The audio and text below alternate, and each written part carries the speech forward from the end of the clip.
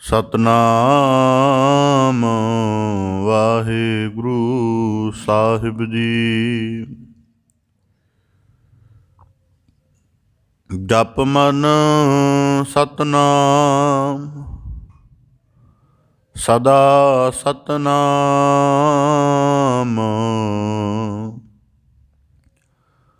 ਹਲਤ ਪਲਤ ਮੁਖ ਉਜਲ ਹੋਈ ਹੈ। ਨਿਤ ਧਿਆਈਐ ਹਰ ਪੁਰਖ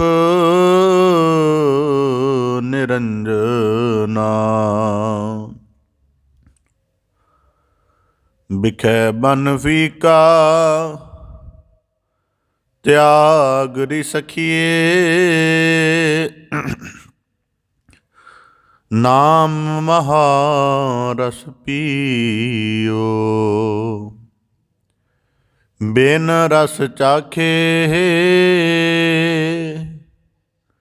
ਬੁੱਝ ਗਈ ਸਗਲੀ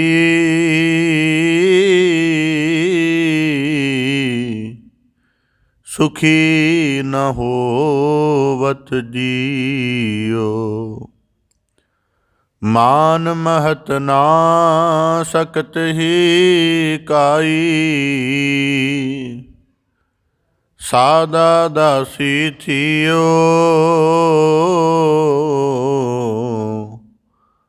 ਨਾਨਕ ਸੇ ਦਰ ਸੋਭਾਵੰਤੇ। ਜੋ ਪ੍ਰਭ ਆਪਣੇ ਕੀਓ ਸੋ ਸਤਿਗੁਰ ਤਨ ਤਨ। ਜਿਨ ਪਰਮ ਗੜ੍ਹ ਤੋੜਿਆ ਸੋ ਸਤਿਗੁਰ ਵਾਹੋ ਵਾਹੋ। ਜਿਨ ਹਰਿ ਸਿਉ ਜੋੜਿਆ ਨਾਮ ਨਿਧਾਨ ਖੁਟ ਗੁਰ ਦੇ ਦਾਰੂਓ। ਮਹਾਰੋਗ ਬਿਕਰਾਲ ਤਿਨੈ ਬਿਦਾਰੂਓ। ਪਾਇਆ ਨਾਮ ਨਿਦਾਨ ਬਹੁਤ ਖਜ਼ਾਨਿਆ। ਜਿਤਾ ਜਨਮ ਪਾਰ ਆਪ ਪਛਾਨਿਆ। ਮਹਿਮਾ ਕਹੀ ਨ ਜਾਏ ਗੁਰ ਸਮਰੱਥ ਦੇਵ। ਗੁਰ ਪਾਰ ਬ੍ਰਹਮ ਪਰਮੇਸ਼ਰ ਅਪਰੰਪਰ ਅਲਖ ਭੇਵ। ਬੇਸੁਮਾਰ ਅਥਾਹ ਗਨਤ ਤੋਲੈ। ਜਿਉ ਬੁਲਾਵੋ ਤਿਉ ਨਾਨਕ ਦਾਸ ਬੋਲੇ। ਸਤਨਾਮ ਵਾਹਿਗੁਰੂ ਸਾਹਿਬ ਜੀ। ਕਬੀਰ ਸਾਚਾ ਸਤਿਗੁਰ ਕਿਆ ਕਰੈ। ਜੋ ਸਿੱਖਾ ਮਹਿ ਚੂਕ ਅੰਧੇ ਏਕ ਨਾ ਲਾਗਈ। ਜਿਉ ਬਾਂਸ ਬਜਾਈਐ ਫੂਕ ਅੰਧੇ ਏਕ ਨਾ ਲਾਗਈ। ਜਿਉ ਬਾਂਸ ਬਜਾਈਐ ਫੂਕ। ਵਾਹਿਗੁਰੂ ਜੀ ਕਾ ਖਾਲਸਾ ਵਾਹਿਗੁਰੂ ਜੀ ਕੀ ਫਤਿਹ। ਧੰਨ ਧੰਨ ਸਤਿਗੁਰੂ ਗੁਰੂ ਗਰੀਬ ਨਿਵਾਜ ਪਤਿਤ ਪਾਵਨ ਭਗਤ ਵਛਲ ਰਾਜਾਨ ਰਾਜ ਪਹਨਾਨ ਪਹਾਨ ਦੇਵਾਨ ਦੇਵ ਉਪਮਾ ਮਹਾਨ ਦੇ ਮਾਲਕ ਕਿਰਪਾ ਨਿਧ ਸਤਿਗੁਰੂ ਸ੍ਰੀ ਗੁਰੂ ਗ੍ਰੰਥ ਸਾਹਿਬ ਜੀ ਦੀਨ ਦਇਆਲ ਪਾਤਸ਼ਾਹ। ਤਿਨਾਂ ਦੀ ਅਪਾਰ ਰਹਿਮਤ ਹੈ, ਅਥਾਹ ਬਖਸ਼ਿਸ਼ ਹੈ।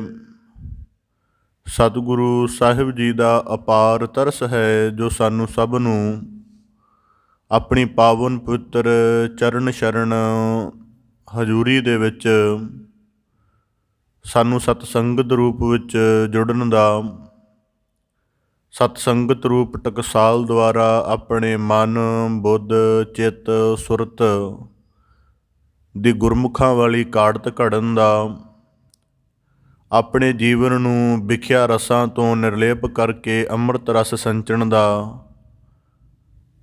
ਕਾਚਾ ਧਨ ਦੀ ਪ੍ਰਤੀਤ ਛੱਡ ਕੇ ਸਾਚੇ ਧਨ ਦੀ ਪ੍ਰਾਪਤੀ ਦਾ ਅਰਜਿਤ ਕਰਨ ਦਾ ਅਵਸਰ ਬਖਸ਼ਿਸ਼ ਕਰਕੇ ਨਵਾਜ਼ਿਸ਼ ਕੀਤੀ ਹੈ ਜੀ।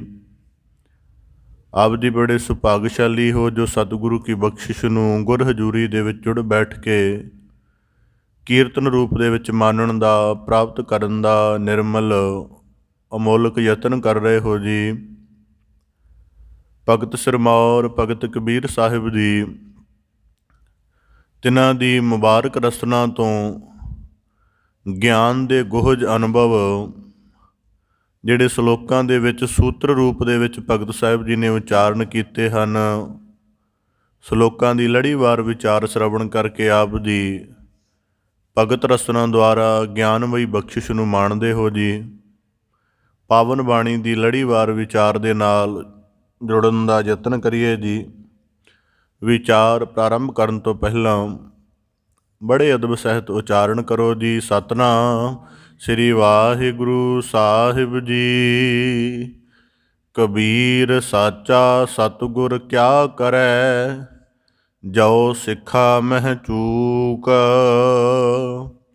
ਲੜੀਵਾਰ ਸ਼ਲੋਕਾਂ ਦੇ ਅੰਤਰਗਤ ਭਗਤ ਕਬੀਰ ਸਾਹਿਬ ਜੀ ਇਸ ਤੋਂ ਪਹਿਲੇ ਸ਼ਲੋਕ ਵਿੱਚ ਸਾਨੂੰ ਬਖਸ਼ਿਸ਼ ਕਰਦਿਆਂ ਨਵਾਜ਼ਿਸ਼ ਕਰ ਰਹੇ ਸਨ ਕਿ ਜਦ ਪੂਰਨ ਸਤਿਗੁਰੂ ਦੀ ਮਿਲਾਪ ਦੀ ਪ੍ਰਾਪਤੀ ਹੋ ਜਾਵੇ ਤਾਂ ਪੂਰਨ ਸਤਿਗੁਰੂ ਦਾ ਅੰਮ੍ਰਿਤਮਈ ਗਿਆਨਮਈ ਉਪਦੇਸ਼ ਜਿਹੜਾ ਹੈ ਉਹ ਜਗਿਆਸੂ ਦੇ ਸਿੱਖ ਦੇ ਹਿਰਦੇ ਵਿੱਚ ਤੀਰ ਵਾਂਗ ਲੱਗਦਾ ਹੈ। ਅਤੇ ਜੇ ਉਪਦੇਸ਼ ਹਿਰਦੇ ਵਿੱਚ ਤੀਰ ਵਾਂਗ ਲੱਗ ਜਾਵੇ ਤਾਂ ਸਿੱਖ ਦੇ ਸਾਰੇ ਜੀਵਨ ਦੀ ਤਰਜ਼ ਬਦਲ ਜਾਂਦੀ ਹੈ। ਜਿਵੇਂ ਤੀਰ ਲੱਗਣ ਦੇ ਨਾਲ ਮਨੁੱਖ ਦੇ ਪ੍ਰਾਣ ਚਲੇ ਜਾਂਦੇ ਨੇ, ਇਵੇਂ ਜਦੋਂ ਗੁਰੂ ਦੇ ਸ਼ਬਦ ਦਾ ਗਿਆਨ ਰੂਪ ਤੀਰ ਸਾਡੇ ਹਿਰਦੇ ਉੱਪਰ ਲੱਗਦਾ ਹੈ, ਸਾਡੀ ਮਤ ਬੁੱਧ ਉੱਪਰ ਲੱਗਦਾ ਹੈ, ਅਤੇ ਜਿਹੜੀ ਦੁਨਿਆਵੀ ਕਿਸਮ ਦੀ ਮਾਇਆ ਤੋਂ ਪ੍ਰਭਾਵਿਤ ਸਾਡੀ ਮਤ ਬੁੱਧ ਹੈ ਉਹਦੇ ਤੌਰ ਪਲਟ ਜਾਂਦੇ ਹਨ। ਉਹਦੀ ਤਰਜ਼ ਜਿਹੜੀ ਹੈ ਉਹਦੇ ਵਿੱਚ ਪਰਿਵਰਤਨ ਆ ਜਾਂਦਾ ਹੈ ਅਤੇ ਮਨੁੱਖ ਭਗਤ ਹੋ ਕੇ, ਗੁਰਸਿੱਖ ਹੋ ਕੇ, ਗੁਰਮੁਖ ਹੋ ਕੇ ਆਪਣੇ ਜੀਵਨ ਦੀ ਸੁਚੱਜੀ ਆਚਾਰ ਸੁਚੱਜਾ ਕਰਮ ਗੁਰੂ ਉਪਦੇਸ਼ ਦੇ ਸਦਕਾ ਕਮਾਉਣਾ ਆਰੰਭ ਕਰ ਦਿੰਦਾ ਹੈ। ਇਸ ਕਰਕੇ ਕੱਲ੍ਹ ਵਾਲੇ ਸ਼ਲੋਕ ਦੇ ਵਿੱਚ ਭਗਤ ਕਬੀਰ ਸਾਹਿਬ ਜੀ ਨੇ ਪੂਰਨ ਸਤਿਗੁਰੂ ਦੀ ਮਹਿਮਾ ਅਤੇ ਉਹਦੀ ਕਿਰਪਾ ਜਦੋਂ ਇੱਕ ਸਿੱਖ ਨੂੰ ਪ੍ਰਾਪਤ ਹੁੰਦੀ ਹੈ ਉਹਦੇ ਬਾਰੇ ਸਾਨੂੰ ਗਿਆਨਮਈ ਬਖਸ਼ਿਸ਼ ਕਰਕੇ ਨਵਾਜਿਆ ਸੀ। ਅੱਜ ਵਾਲਾ ਸ਼ਲੋਕ ਉਸੇ ਸ਼ਲੋਕ ਨਾਲ ਸੰਬੰਧਿਤ ਹੈ। ਭਗਤ ਕਬੀਰ ਸਾਹਿਬ ਜੀ ਬਖਸ਼ਿਸ਼ ਕਰਦੇ ਹਨ, ਕਬੀਰ ਸਾਚਾ ਸਤਿਗੁਰ ਕਿਆ ਕਰੈ, ਜੋ ਸਿੱਖਾ ਮਹਿ ਚੂਕ। ਹੁਣ ਭਗਤ ਕਬੀਰ ਸਾਹਿਬ ਜੀ ਦੂਜਾ ਪੱਖ ਦਾ ਭਾਵ ਕੀ ਹੈ ਕਿ ਅਗਰ ਕਿਸੇ ਗੁਰਸਿੱਖ ਨੂੰ ਪੂਰਨ ਸਤਿਗੁਰੂ ਦੀ ਪ੍ਰਾਪਤੀ ਹੋ ਜਾਵੇ, ਪੂਰਨ ਸਤਿਗੁਰੂ ਦਾ ਭਾਵ ਜੋ ਆਪ ਮੁਕਤ ਹੈ, ਜਿਹੜਾ ਆਪ ਦਵੈਤ ਤੋਂ ਮੁਕਤ ਹੈ, ਮਾਇਆ ਦੇ ਸਮੁੱਚੇ ਪ੍ਰਭਾਵ ਤੋਂ ਅਲੇਪ ਹੈ, ਜੀਵ ਦੀ ਅੰਤਰ ਵਿਥਿਆ ਜਾਣਦਾ ਹੈ ਅਤੇ ਉਸ ਸਾਰੀ ਅੰਤਰ ਵਿਥਿਆ ਨੂੰ ਆਪਣੀ ਦੈਵੀ ਅਜ਼ਮਤ ਦੇ ਨਾਲ, ਆਪਣੀ ਭਗਤੀ ਦੇ ਤਾਣ ਦੇ ਨਾਲ ਵਸ ਕਰਨ ਵਾਲਾ ਵੀ ਹੈ। ਐਸੇ ਪੂਰਨ ਸਤਿਗੁਰੂ ਦੀ ਅਗਰ ਇੱਕ ਸਿੱਖ ਨੂੰ ਉਹਦੇ ਸੁਭਾਗ ਵਸ ਪ੍ਰਾਪਤੀ ਹੋ ਵੀ ਜਾਵੇ ਜਾਂ ਪੂਰਨ ਸਤਿਗੁਰੂ ਦੇ ਚਰਨਾਂ ਨਾਲ ਸਿੱਖ ਜੁੜ ਵੀ ਜਾਵੇ, ਉਹਦਾ ਉੱਤਮ ਗਿਆਨ ਰੂਪ ਉਪਦੇਸ਼ ਵੀ ਪ੍ਰਾਪਤ ਹੋ ਜਾਵੇ, ਤਾਂ ਭਗਤ ਕਬੀਰ ਸਾਹਿਬ ਜੀ ਕਹਿੰਦੇ ਗੱਲ ਇੱਥੋਂ ਤੱਕ ਨਹੀਂ ਪੂਰਨ ਹੋ ਜਾਂਦੀ। ਉਹਦਾ ਇੱਕ ਅਗਲਾ ਵੀ ਪੱਖ ਹੈ ਕਿ ਜਿਸ ਸਿੱਖ ਦੇ ਹਿਰਦੇ ਵਿੱਚ ਗਿਆਨ ਦਾ ਤੀਰ ਲੱਗਣਾ ਹੈ, ਜਾਂ ਜਿਨਨੇ ਸੱਚੇ ਸਤਿਗੁਰੂ ਦੇ ਨਾਲ ਜੁੜ ਕੇ ਆਪਣੇ ਜੀਵਨ ਨੂੰ ਕੰਚਨ ਵਰਗਾ, ਗੁਰਮੁਖਾਂ ਵਰਗਾ ਬਣਾਉਣਾ ਹੈ, ਜੇ ਉਹਦਾ ਜੀਵਨ ਪੂਰੀ ਤਰ੍ਹਾਂ ਸਿੱਖ ਅਨੁਸਾਰ ਨਾ ਢਲਿਆ ਹੋਇਆ ਤਾਂ ਸੱਚੇ ਸਤਿਗੁਰੂ ਦੀ ਸਮਰੱਥਾ ਵੀ ਉੱਥੇ ਕੁਝ ਨਹੀਂ ਕਰ ਸਕੇਗੀ। ਹੁਣ ਸੁਭਾਵਿਕ ਇੱਕ ਮਨ ਦੇ ਅੰਦਰ ਭਾਵ ਉਪਜਦਾ ਹੈ ਕਿ ਜੇ ਸੱਚਾ ਸਤਿਗੁਰੂ ਇੰਨਾ ਕਰਨ ਦੇ ਸਮਰੱਥ ਨਹੀਂ ਹੈ, ਫਿਰ ਉਹਦਾ ਅਰਥ ਕੀ ਬਣਦਾ ਹੈ। ਅਸੀਂ ਜਗਤ ਦੇ ਵਿੱਚ ਬੜੇ ਵਰਤਾਰੇ ਦੇਖਦੇ ਹਾਂ ਜਿਨ੍ਹਾਂ ਤੋਂ ਸਮਝ ਪੈਂਦੀ ਹੈ ਕਿ ਜਿਸ ਨੇ ਕੁਝ ਗ੍ਰਹਿਣ ਕਰਨਾ ਉਹਦੀ ਵੀ ਕੋਈ ਨਾ ਕੋਈ ਅੰਸ਼ਕ ਮਾਤਰ ਅਵਸਥਾ ਤਾਂ ਚਾਹੀਦੀ ਹੈ। ਜਿਵੇਂ ਗੁਰਬਾਣੀ ਵਿੱਚ ਅਕਸਰ ਚੰਦਨ ਅਤੇ ਵਾਂਸ ਦਾ ਦ੍ਰਿਸ਼ਟਾਂਤ ਆਉਂਦਾ ਹੈ। ਚੰਦਨ ਹੋਰ ਸਾਰੇ ਜੜੀਆਂ ਬੂਟੀਆਂ ਨੂੰ, ਹੋਰ ਸਾਰੇ ਰੁੱਖਾਂ ਨੂੰ ਥੋੜ੍ਹਾ ਬਹੁਤਾ ਸੁਗੰਧਿਤ ਕਰ ਦਿੰਦਾ ਹੈ। ਇੱਥੋਂ ਤੱਕ ਕਿ ਨਿੰਮ ਵਰਗੇ ਕੌੜੇ ਰੁੱਖ ਦੇ ਵਿੱਚ ਵੀ ਚੰਦਨ ਦੀ ਖੁਸ਼ਬੂ ਆਉਣੀ ਸ਼ੁਰੂ ਹੋ ਜਾਂਦੀ ਹੈ। ਪਰ ਜਿਹੜਾ ਵਾਂਸ ਵਰਗਾ ਰੁੱਖ ਹੈ, ਇਹ ਕਦੀ ਚੰਦਨ ਦੇ ਨੇੜੇ ਰਹਿ ਕੇ ਖੁਸ਼ਬੂਦਾਰ ਨਹੀਂ ਹੁੰਦਾ। ਇਸ ਕਰਕੇ ਭਗਤ ਕਬੀਰ ਸਾਹਿਬ ਜੀ ਦੇ ਸ਼ਲੋਕਾਂ ਵਿੱਚ ਵਾਕ ਹੈ, ਕਬੀਰ ਬਾਂਸ ਵਡਾਈ ਬੂਢਿਆ, ਇਹੋ ਮਤ ਡੁੱਬਹੁ ਕੋਏ, ਚੰਦਨ ਕੈ ਨਿਕਟੈ ਬਸੈ ਬਾਂਸ ਸੁਗੰਧ ਨਾ ਹੋਏ। ਕਈ ਵਾਰੀ ਜਿਹੜਾ ਸਿੱਖ ਹੈ ਜਿਹਦਾ ਜੀਵਨ ਗੁਰੂ ਨਾਲ ਜੁੜਿਆ ਹੈ, ਜੇ ਉਹ ਵਾਂਸ ਵਰਗਾ ਹੈ, ਭਗਤ ਕਬੀਰ ਸਾਹਿਬ ਜੀ ਕਹਿੰਦੇ ਸੱਚਾ ਸਤਿਗੁਰੂ ਕੀ ਕਰ ਲਏਗਾ ਜਦੋਂ ਸਿੱਖਾਂ ਦੇ ਵਿੱਚ ਹੀ ਕਾਣ ਹੈ, ਪੋਲ ਹੈ, ਉਹਨਾਂ ਦੇ ਵਿੱਚ ਚੂਕ ਹੈ, ਅਤੇ ਉਹਨਾਂ ਦਾ ਜੀਵਨ ਇਸ ਤਰ੍ਹਾਂ ਦਾ ਜਿਵੇਂ ਵਾਂਸ ਵਿੱਚ ਫੂਕ ਮਾਰੀਏ ਦੂਜੀ ਤਰਫ ਨਿਕਲ ਜਾਂਦੀ ਹੈ, ਆਵਾਜ਼ ਤਾਂ ਪੈਦਾ ਹੋ ਜਾਂਦੀ ਹੈ ਪਰ ਜਿਹੜੀ ਫੂਕ ਹੈ ਉਹਦੇ ਵਿੱਚੋਂ ਗੁਜ਼ਰ ਜਾਂਦੀ ਹੈ, ਠਹਿਰਦੀ ਨਹੀਂ। ਇਸੇ ਤਰ੍ਹਾਂ ਭਗਤ ਕਬੀਰ ਸਾਹਿਬ ਦੀ ਬਖਸ਼ਿਸ਼ ਕਰਦੇ, ਅੰਧੇ ਏਕ ਨਾ ਲੱਗਈ। ਪੂਰਨ ਸਤਿਗੁਰੂ ਦੇ ਨਾਲ ਜੁੜ ਕੇ ਭਾਵੇਂ ਸਤਿਗੁਰੂ ਨੇ ਬੜੇ ਗਿਆਨ ਦੇ ਬਾਣ ਮਾਰੇ ਨੇ, ਪਰ ਅੰਧੇ ਹਨ, ਗੁਰੂ ਕੇ ਬਚਨਾਂ ਦੀ ਕੋਈ ਸਾਰ ਨਹੀਂ ਜਾਣਦੇ। ਇਸ ਕਰਕੇ ਵਾਂਸ ਵਰਗਾ ਜੀਵਨ ਬਿਤਾਉਂਦੇ ਨੇ ਕਿ ਚੰਦਰ ਰੂਪ ਸਤਿਗੁਰੂ ਦੇ ਨੇੜੇ ਵੀ ਰਹਿੰਦੇ ਨੇ, ਪਰ ਉਹਦੇ ਉੱਚਤਮ ਗੁਣਾਂ ਦੀ, ਉਹਦੇ ਭਗਤੀ ਗਿਆਨ ਰੂਪ ਗੁਣਾਂ ਦੀ ਕੋਈ ਆਪਣੇ ਅੰਦਰ ਮਹਿਕ ਵੀ ਨਹੀਂ ਧਾਰਨ ਹੋਣ ਦਿੰਦੇ, ਕਿਉਂਕਿ ਬਿਰਤੀ ਜਿਹੜੀ ਹੈ ਬਾਂਸ ਵਰਗੀ ਹੈ। ਇਸ ਕਰਕੇ ਜਦੋਂ ਵੀ ਗੁਰਬਾਣੀ ਵਿੱਚ ਕਿਸੇ ਵੀ ਤਰ੍ਹਾਂ ਦੇ ਰੁੱਖ ਪੌਦਿਆਂ, ਜਾਨਵਰਾਂ ਆਦਿਕ ਦੀ ਗੱਲ ਆਉਂਦੀ ਹੈ ਤਾਂ ਉਹ ਉਹਨਾਂ ਦਾ ਬਾਹਰੀ ਰੂਪ ਨਹੀਂ, ਉਹਨਾਂ ਦਾ ਬ੍ਰਿਤੀ ਗੁਣ ਹੈ। ਜਿਵੇਂ ਗੁਰੂ ਤੇਗ ਬਹਾਦਰ ਸਾਹਿਬ ਸਾਨੂੰ ਸੁਚੇਤ ਕਰਦੇ ਨੇ, ਸੁਆਮੀ ਕੋ ਗ੍ਰਹਿ ਜਿਉ ਸਦਾ, ਸਵਾਨ ਤਜਤ ਨਹੀਂ ਨਿਤ। ਗੱਲ ਤਾਂ ਕੂਕਰ ਦੀ ਹੋ ਰਹੀ ਹੈ, ਕੁੱਤੇ ਦੀ ਹੋ ਰਹੀ ਹੈ, ਪਰ ਉੱਥੇ ਸਾਨੂੰ ਉਹਦੇ ਅੰਦਰ ਜਿਹੜਾ ਇੱਕ ਵਿਸ਼ੇਸ਼ਣ ਹੈ ਉਹਦੇ ਜੀਵਨ ਦਾ ਕਿ ਵਫਾਦਾਰੀ, ਕਦੀ ਆਪਣੇ ਮਾਲਕ ਦਾ ਦਰ ਨਹੀਂ ਤਿਆਗਦਾ, ਉਹਦੇ ਬਾਰੇ ਸੁਚੇਤ ਕਰਦੇ ਨੇ ਕਿ ਇਵੇਂ ਅਸੀਂ ਭਰੋਸੇ, ਧੰਨਵਾਦ ਅਤੇ ਸਿਮਰਨ ਕਰਕੇ ਸਦਾ ਆਪਣੇ ਮਾਲਕ ਦੇ ਚਰਨਾਂ ਨਾਲ ਜੁੜੇ ਰਹੀਏ। ਤਾਂ ਭਗਤ ਕਬੀਰ ਸਾਹਿਬ ਦੀ ਬਖਸ਼ਿਸ਼ ਕਰ ਰਹੇ, ਕਬੀਰ ਸਾਚਾ ਸਤਿਗੁਰ ਕਿਆ ਕਰੈ, ਜੋ ਸਿੱਖਾਂ ਮਹਿ ਚੂਕ। ਜੇ ਸਿੱਖਾਂ ਦੇ ਜੀਵਨ ਵਿੱਚ ਕਾਣ ਹੈ, ਪੋਲ ਹੈ, ਅਤੇ ਫਿਰ ਸਾਚਾ ਸਤਿਗੁਰੂ ਉੱਥੇ ਕੀ ਕਰ ਸਕਦਾ ਹੈ। ਹੁਣ ਇਸ ਵਾਕ ਨੂੰ ਨੁਕਤਾ ਨਿਗਾਹ ਦੇ ਸਮਝਣ ਤੋਂ ਯਤਨ ਕਰੀਏ। ਸਾਚਾ ਸਤਿਗੁਰੂ ਬਾਰੇ ਅਸੀਂ ਕੱਲ੍ਹ ਵਿਚਾਰ ਕਰ ਚੁੱਕੇ ਹਾਂ। ਭਗਤ ਕਬੀਰ ਸਾਹਿਬ ਜੀ ਕਹਿੰਦੇ, ਜੋ ਸਿੱਖਾਂ ਮਹਿ ਚੂਕ। ਹੁਣ ਇਸ ਜਿਹੜਾ ਵਿਸ਼ੇ ਦੀ ਵਿਚਾਰ ਦੀ ਮੰਗ ਹੈ ਉਹ ਹੈ ਜੋ ਸਿੱਖਾਂ ਮਹਿ ਚੂਕ। ਹੁਣ ਸਿੱਖ ਚੂਕ ਕਿਵੇਂ ਕਰਦਾ ਹੈ ਗੁਰੂ ਸ਼ਬਦ ਨੂੰ ਧਾਰਨ ਕਰਨ ਦੇ ਵਿੱਚ। ਅਸੀਂ ਸਾਰੇ ਗੁਰੂ ਹਜ਼ੂਰੀ ਵਿੱਚ ਜੁੜ ਕੇ ਰੋਜ਼ਾਨਾ ਗਿਆਨ ਦੀ, ਸ਼ਬਦ ਦੀ ਵਿਚਾਰ ਅਭਿਆਸ ਨਾਲ ਜੁੜਦੇ ਹਾਂ। ਹੁਣ ਜੇ ਤਾਂ ਅਸੀਂ ਬਹੁਤ ਧੀਰਗ ਗਿਆਨਵਾਨ ਹੋਈਏ, ਬੜੀ ਗੰਭੀਰ ਸੁਰਤ ਵਾਲੇ ਹੋਈਏ, ਬੜੀ ਸੁਚੱਜੀ ਅਤੇ ਸਾਡੀ ਇੱਕ ਉੱਚ ਪੱਧਰ ਦੀ ਇਕਾਗਰਤਾ ਹੋਵੇ, ਫਿਰ ਸਾਨੂੰ ਸਮਝ ਆਏਗਾ ਕਿ ਜਿਹੜਾ ਸ਼ਬਦ ਦੀ ਵਿਚਾਰ ਹੈ ਇਹਨੂੰ ਸਾਡੀ ਦੇਹ ਨੇ ਨਹੀਂ ਸੁਣਨਾ ਅਤੇ ਨਾ ਹੀ ਇਹਨੂੰ ਸਾਡੇ ਮਨ ਨੇ ਸੁਣ ਦੇਣਾ। ਕੱਲ੍ਹ ਵਿਚਾਰ ਹੋਈ ਸੀ ਕਿ 3 ਤਰ੍ਹਾਂ ਦੀ ਜਿਹੜੀ ਹੈ ਅਸੀਂ ਸ਼ਬਦ ਦੇ ਨਾਲ ਜੁੜ ਸਕਦੇ ਹਾਂ, ਮਨ ਕਰਕੇ, ਚਿੱਤ ਕਰਕੇ ਅਤੇ ਸੁਰਤ ਕਰਕੇ। ਪਰ ਇਸੇ ਤਰ੍ਹਾਂ ਭਗਤ ਕਬੀਰ ਸਾਹਿਬ ਜੀ ਕਹਿੰਦੇ, ਜੋ ਸਿੱਖਾਂ ਮਹਿ ਚੂਕ। ਹੁਣ ਚੂਕ ਕੀ ਹੁੰਦੀ ਹੈ? ਚੂਕ ਦਾ ਭਾਵ ਇਹ ਹੈ ਜਿਵੇਂ ਇੱਕ ਭਾਂਡੇ ਵਿੱਚ ਛੇਕ ਹੋਵੇ, ਕਿੰਨਾ ਜ਼ਿਆਦਾ ਵੀ ਪਾਣੀ ਕਿਉਂ ਨਾ ਪਾ ਦਈਏ, ਪਾਣੀ ਠਹਿਰੇਗਾ ਨਹੀਂ। ਇਸੇ ਤਰ੍ਹਾਂ ਹੀ ਜਿਹੜਾ ਸਿੱਖ ਗੁਰੂ ਦੇ ਸ਼ਬਦ ਦੀ, ਗਿਆਨ ਦੀ ਵਿਚਾਰ ਨਾਲ ਜੁੜ ਰਿਹਾ ਹੈ, ਉਹਨੇ ਗਿਆਨ ਦੀ ਵਿਚਾਰ ਨੂੰ ਕਿਸ ਜਗ੍ਹਾ ਧਾਰਨ ਕਰਨਾ ਹੈ। ਜੇ ਉਹਦੇ ਕੋਲ ਇਸ ਜਗ੍ਹਾ, ਇਸ ਗੱਲ ਦਾ ਗਿਆਨ ਨਹੀਂ ਹੈ ਤਾਂ ਉਹ ਬਾਰ-ਬਾਰ ਚੂਕ ਕਰੇਗਾ। ਚੂਕ ਕਰਨ ਦਾ ਭਾਵ ਇਹ ਹੈ ਕਿ ਜਿਵੇਂ ਅਸੀਂ ਗਿਆਨ ਦੀ ਵਿਚਾਰ ਸ਼ਰਵਣ ਕਰ ਰਹੇ, ਜੇ ਅਸੀਂ ਬਿਲਕੁਲ ਸਤਸੰਗੀ ਦੇ ਨੁਕਤੇ ਤੋਂ ਬੈਠੀਏ ਨਾ ਗੁਰੂ ਹਜ਼ੂਰੀ ਵਿੱਚ, ਤਾਂ ਮੈਂ ਉਹਦਾ ਅਨੁਭਵ ਆਪਦੇ ਸਨਮੁਖ ਰੱਖਦਿਆਂ ਕਿ ਜਦੋਂ ਕਥਾ ਦੇ ਵਿੱਚ ਉਚਾਈ ਬਣਦੀ ਹੈ ਵਕਤੇ ਦੀ ਅਤੇ ਸਰੋਤੇ ਦੀ, ਉਦੋਂ ਨਾ ਵਕਤੇ ਨੂੰ ਖਿਆਲ ਰਹਿੰਦਾ ਕਿ ਮੈਂ ਕੌਣ ਹਾਂ, ਅਤੇ ਨਾ ਸਰੋਤੇ ਨੂੰ ਖਿਆਲ ਰਹਿੰਦਾ ਕਿ ਮੈਂ ਕੌਣ ਹਾਂ ਅਤੇ ਮੈਂ ਕਿਵੇਂ ਬੈਠਾ ਹੋਇਆ। ਉੱਥੇ ਕੇਵਲ ਸ਼ਬਦ ਦਾ ਨਾਦ ਰਹਿ ਜਾਂਦਾ ਹੈ, ਅਤੇ ਸ਼ਬਦ ਦੇ ਨਾਦ ਨਾਲ ਦੋਵਾਂ ਨੂੰ ਜਦੋਂ ਆਪਣਾ ਨਿੱਜੀ ਜੀਵਨ ਦਾ ਖਿਆਲ ਵਿਸਰ ਜਾਂਦਾ ਹੈ, ਨਿੱਜੀ ਮਨ ਦਾ ਸੁਭਾਅ ਵਿਸਰ ਜਾਂਦਾ ਹੈ, ਹੋਰ ਦੁਨਿਆਵੀ ਜਿਹੜੇ ਖਿਆਲ ਸਾਰੇ ਬਿਲਕੁਲ ਮਨਫੀ ਹੋ ਜਾਂਦੇ ਨੇ, ਅਤੇ ਕੇਵਲ ਸਾਡੀ ਸੁਰਤ ਗੁਰੂ ਸ਼ਬਦ ਨਾਲ ਜੁੜ ਜਾਂਦੀ ਹੈ ਅਤੇ ਉਹੀ ਖਿਆਲ ਸਾਡੇ ਅੰਦਰ ਚੱਲਦਾ ਹੈ। ਉਹਨੂੰ ਸਤ ਸੰਗਤ ਦਾ ਉੱਚਾ ਅਨੁਭਵ ਕਿਹਾ ਜਾਂਦਾ ਕਿ ਜਿੱਥੇ ਸਾਰੇ ਭੇਦ ਮਿਟ ਜਾਂਦੇ ਨੇ। ਨਹੀਂ ਤਾਂ ਆਮ ਕਰਕੇ ਇਹ ਇੱਕ ਫਰਕ ਬਣਿਆ ਰਹਿੰਦਾ ਹੈ। ਕਥਨੀ ਕਰਨ ਵਾਲਾ ਸਮਝਦਾ ਗੁਰੂ ਸਾਹਿਬ ਹੋਰ ਨੇ, ਮੈਂ ਵੱਖ ਹਾਂ। ਸੁਣਨ ਵਾਲਾ ਸਮਝਦਾ ਹੈ ਕਥਾਵਾਚਕ ਹੋਰ ਹੈ, ਮੈਂ ਹੋਰ ਹਾਂ। ਜਦੋਂ ਇਹਨਾਂ ਸਾਰਿਆਂ ਦੀ ਸਰੋਤ ਸੁਣਨ ਦੇ ਨਾਲ ਜੁੜ ਜਾਂਦੀ ਹੈ, ਕਥਨ ਵਾਲੇ ਦੀ ਵੀ ਸੁਣਨ ਨਾਲ ਹੀ ਜੁੜਨੀ ਚਾਹੀਦੀ ਹੈ। ਜਦੋਂ ਇਹਨਾਂ ਸਾਰਿਆਂ ਦੀ ਸਰੋਤ ਸੁਣਨ ਨਾਲ ਜੁੜ ਜਾਂਦੀ, ਉਦੋਂ ਸਤਸੰਗ ਬਣਦਾ ਹੈ। ਤਾਂ ਕਰਕੇ ਗੁਰੂ ਸਾਹਿਬ ਜੀ ਨੇ ਇੱਕ ਜਗ੍ਹਾ ਵਾਕ ਕਹਿੰਦੇ ਨਾ, ਅਸੀਂ ਉਹਨੂੰ ਬੜੇ ਸਧਾਰਨ ਅਰਥਾਂ ਵਿੱਚ ਆਖਦੇ ਹਾਂ, ਸਤਸੰਗਤ ਕੈਸੀ ਜਾਣੀ ਹੈ ਜਿੱਥੇ ਇੱਕੋ ਨਾਮ ਵਖਾਣੀ। ਅਸੀਂ ਉਹਦੇ ਬੜੇ ਲੋਅਰ ਅਰਥ ਲੈਂਦੇ ਹਾਂ, ਪਰ ਉਹਦੇ ਵੱਡੇ ਅਰਥ ਹਨ ਕਿ ਜਿੱਥੇ ਜਾ ਕੇ ਸਭ ਇੰਨੀ ਉਚਾਈ ਬਣ ਜਾਵੇ ਕਿ ਸਾਨੂੰ ਖਿਆਲ ਹੀ ਨਾ ਰਹੇ ਕਿ ਅਸੀਂ ਕੀ ਹਾਂ, ਕਿਵੇਂ ਦੇ ਹਾਂ, ਆਪਣੇ ਆਦਰਸ਼ ਦੇ ਨਾਲ ਪੂਰਾ ਅਸੀਂ ਜੁੜ ਜਾਈਏ। ਤਾਂ ਭਗਤ ਕਬੀਰ ਸਾਹਿਬ ਜੀ ਕਹਿੰਦੇ, ਜਾਓ ਸਿੱਖਾਂ ਮਹਿ ਚੂਕ। ਹੁਣ ਚੂਕ ਕਿੱਥੇ ਹੁੰਦੀ ਹੈ? ਅਸੀਂ ਸ਼ਬਦ ਦੀ ਵਿਚਾਰ ਨੂੰ ਸੁਣਨਾ ਹੈ। ਸ਼ਬਦ ਦੀ ਵਿਚਾਰ ਦੇ ਵਿੱਚ ਜਿਹੜਾ ਗਿਆਨ ਦਾ ਨੁਕਤਾ ਹੈ, ਸਾਨੂੰ ਪਤਾ ਹੋਣਾ ਚਾਹੀਦਾ ਕਿੱਥੇ ਧਾਰਨ ਕਰਨਾ ਹੈ। ਹੁਣ ਜਿਵੇਂ ਮਨੁੱਖ ਗਹਿਣੇ ਪਹਿਨਦਾ ਹੈ, ਉਹਨੂੰ ਪਤਾ ਹੁੰਦਾ ਹੈ ਕਿ ਕਿਹੜਾ ਗਹਿਣਾ ਸਿਰ ਦੇ ਵਿੱਚ, ਗਲ ਦੇ ਵਿੱਚ, ਹੱਥ ਦੇ ਵਿੱਚ, ਪੈਰਾਂ ਵਿੱਚ ਧਾਰਨ ਕਰਨਾ, ਉਵੇਂ ਹੀ ਅਪਣਾਉਂਦਾ ਹੈ। ਜਦੋਂ ਗੁਰੂ ਦੇ ਸ਼ਬਦ ਦਾ ਉਪਦੇਸ਼ ਗੁਰਸਿੱਖ ਸੁਣ ਰਿਹਾ ਹੈ, ਉਹਨੂੰ ਪਤਾ ਹੋਣਾ ਚਾਹੀਦਾ ਹੈ ਕਿ ਜਿਹੜਾ ਉਪਦੇਸ਼ ਸੁਣ ਰਿਹਾ ਹਾਂ, ਇਹ ਮੈਂ ਜੀਵਨ ਦੇ ਕਿਸ ਹਿੱਸੇ ਵਿੱਚ ਧਾਰਨ ਕਰਾਂਗਾ ਤਾਂ ਮੇਰੀ ਗੱਤ ਬਣ ਆਏਗੀ।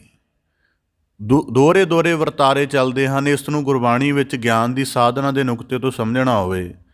ਇੱਕ ਰੁੱਖ ਦੇ ਸਿਖਰ ਤੱਕ ਪਾਣੀ ਪਹੁੰਚਾਉਣਾ ਹੈ ਤਾਂ ਕੀ ਉੱਪਰੋਂ ਪਾਣੀ ਪਾਵਾਂਗੇ? ਯਕੀਨਨ ਨਹੀਂ।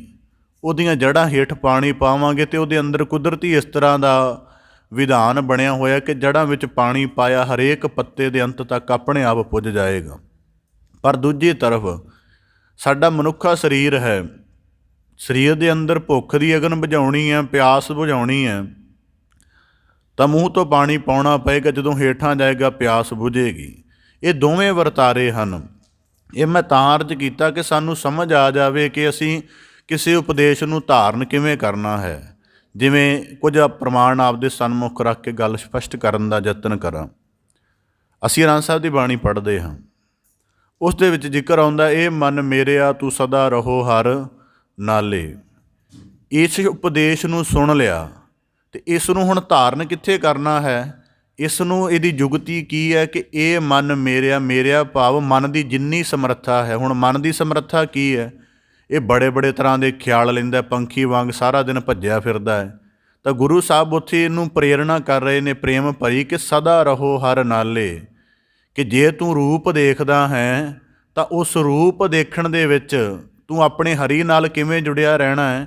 ਭਾਵੇਂ ਕਿੰਨੀ ਵੀ ਕਮਾਲ ਦੀ ਸੁੰਦਰਤਾ ਕਿਉਂ ਨਾ ਦੇਖੇ, ਉਹਨੂੰ ਦੇਖ ਕੇ ਹਰ ਨਾਲ ਰਹਿਣ ਦਾ ਭਾਵ ਕੀ ਹੈ ਕਿ ਤੈਨੂੰ ਖਿਆਲ ਆਉਣਾ ਚਾਹੀਦਾ ਹੈ ਕਿ ਉਹ ਸਿਰਜਣਹਾਰ ਕਿੰਨਾ ਸੋਹਣਾ ਹੋਏਗਾ, ਕਿੰਨਾ ਸੁੰਦਰ ਹੋਏਗਾ, ਸੁੰਦਰਤਾ ਦਾ ਮਹਾ ਆਲਮ ਹੋਏਗਾ, ਜਿੰਨੇ ਏਡੇ ਮਨੁੱਖਾਂ ਦੇ, ਪਸ਼ੂਆਂ ਦੇ, ਕੁਦਰਤ ਦੇ, ਪ੍ਰਕਿਰਤੀ ਦੇ ਚਿੱਤਰ ਸਾਜੇ ਹਨ।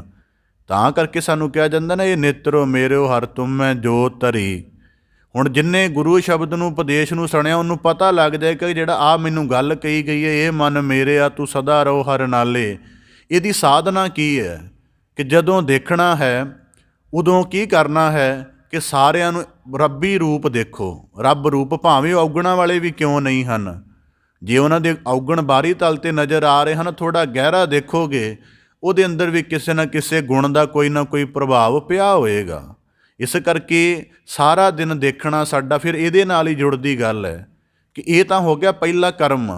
ਪਰ ਜੇ ਮਨ ਦਾ ਸੁਭਾਅ ਹੈ ਕਿ ਮਨ ਨੇ ਇਸ ਉਪਦੇਸ਼ ਨੂੰ ਦ੍ਰਿੜ ਕਰਕੇ ਨਹੀਂ ਰੱਖਣਾ ਅਤੇ ਹਰੀ ਦੇ ਨਾਲ ਨਹੀਂ ਜੁੜ ਕੇ ਰਹਿਣਾ, ਤਾਂ ਫਿਰ ਕੀ ਕੀਤਾ ਜਾਵੇ? ਫਿਰ ਜਿਹੜਾ ਪ੍ਰਭਾਵ ਪੈਣਾ, ਗੁਰੂ ਅਰਜਨ ਦੇਵ ਸਾਹਿਬ ਉੱਥੋਂ ਵੀ ਸੁਚੇਤ ਕਰਦੇ ਨੇ, ਪਰ ਤ੍ਰੇ ਰੂਪ ਨਾ ਪੇਖੈ ਨੇਤਰ। ਹੁਣ ਗੁਰੂ ਸ਼ਬਦ ਨੇ ਪਹਿਲਾਂ ਅਸਲ ਨੇਤਰਾਂ ਦਾ ਮਨੋਰਥ ਵੀ ਦੱਸ ਦਿੱਤਾ ਅਤੇ ਮਨ ਦੀ ਸਾਧਨਾ ਵੀ ਦੱਸ ਦਿੱਤੀ, ਅਤੇ ਇਹ ਸਾਧਨਾ ਕਰਦਿਆਂ ਜਿਹੜੀ ਗੱਲ ਦਾ ਪ੍ਰਭਾਵ ਪੈਣਾ ਹੈ ਉਹਦੇ ਤੋਂ ਵੀ ਸੁਚੇਤ ਕਰ ਦਿੱਤਾ। ਤਾਂ ਜਦੋਂ ਇਸ ਤਰ੍ਹਾਂ ਸੁਚੇਤ ਕਰਕੇ ਸਿੱਖ ਨੇ ਉਪਦੇਸ਼ ਨੂੰ ਪੂਰੀ ਤਰ੍ਹਾਂ ਦ੍ਰਿੜ ਕਰ ਲਿਆ, ਤੇ ਹੁਣ ਇਹ ਪਹਿਲਾਂ ਮਨ ਦੇ ਤਲ 'ਤੇ ਉਪਦੇਸ਼ ਦ੍ਰਿੜ ਕਰਨਾ ਪੈਂਦਾ ਹੈ।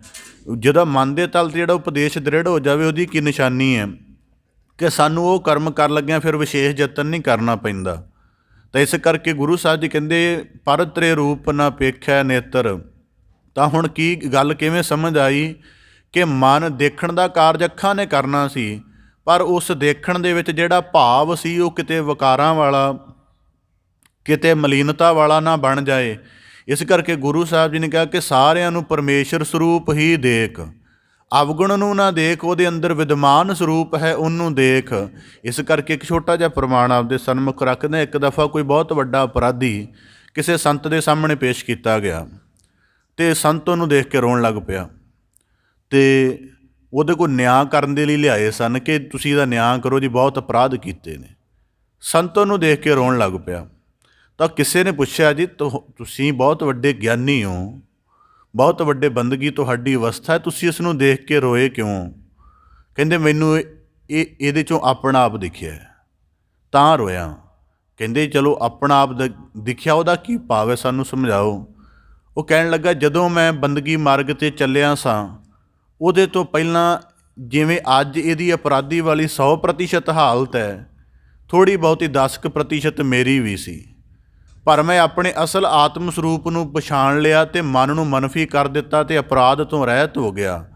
ਮੈਨੂੰ ਆਪਣੀ ਹਾਲਤ ਦੇਖ ਕੇ ਰੋਣਾ ਆਇਆ ਹੈ। ਦੂਜਾ ਮੇਰੇ ਰੋਣ ਦਾ ਕਾਰਨ ਇਹ ਹੈ ਕਿ ਇਹਨੂੰ ਮਾਲਕ ਨੇ ਕਿੰਨੀ ਪਵਿੱਤਰਤਾ ਦੇ ਨਾਲ, ਕਿੰਨੀ ਕੋਮਲਤਾ ਦੇ ਨਾਲ, ਕਿੰਨੀ ਮਾਸੂਮੀਅਤ ਦੇ ਨਾਲ ਭਰਿਆ ਸੀ ਕਿ ਇਹਨੂੰ ਬਚਪਨ ਵਿੱਚ ਦੇਖ ਕੇ ਲੋਕ ਰੱਬ ਰੂਪ ਕਹਿੰਦੇ ਸਨ, ਪਰ ਇਹ ਆਪਣੀ ਉਸ ਪਵਿੱਤਰਤਾ ਨੂੰ, ਆਪਣੀ ਮਾਸੂਮੀਅਤ ਨੂੰ, ਆਪਣੀ ਕੋਮਲਤਾ ਨੂੰ, ਆਪਣੀ ਸੰਵੇਦਨਸ਼ੀਲਤਾ ਨੂੰ ਸੰਭਾਲ ਨਹੀਂ ਸਕਿਆ ਅਤੇ ਅੱਜ ਇਹਨੂੰ ਸ਼ੈਤਾਨ ਕਿਹਾ ਜਾ ਰਿਹਾ। ਇਸ ਕਰਕੇ ਕਹਿੰਦਾ ਮੈਨੂੰ ਰੋਣਾ ਆ ਰਿਹਾ ਹੈ ਇਸ ਗੱਲ ਦਾ ਕਿ ਇਹਨੂੰ ਮਾਲਕ ਨੇ ਉੱਚਾ ਸਾਜਿਆ ਸੀ ਪਰ ਇਹ ਨੀਵਾਂ ਆ ਗਿਆ।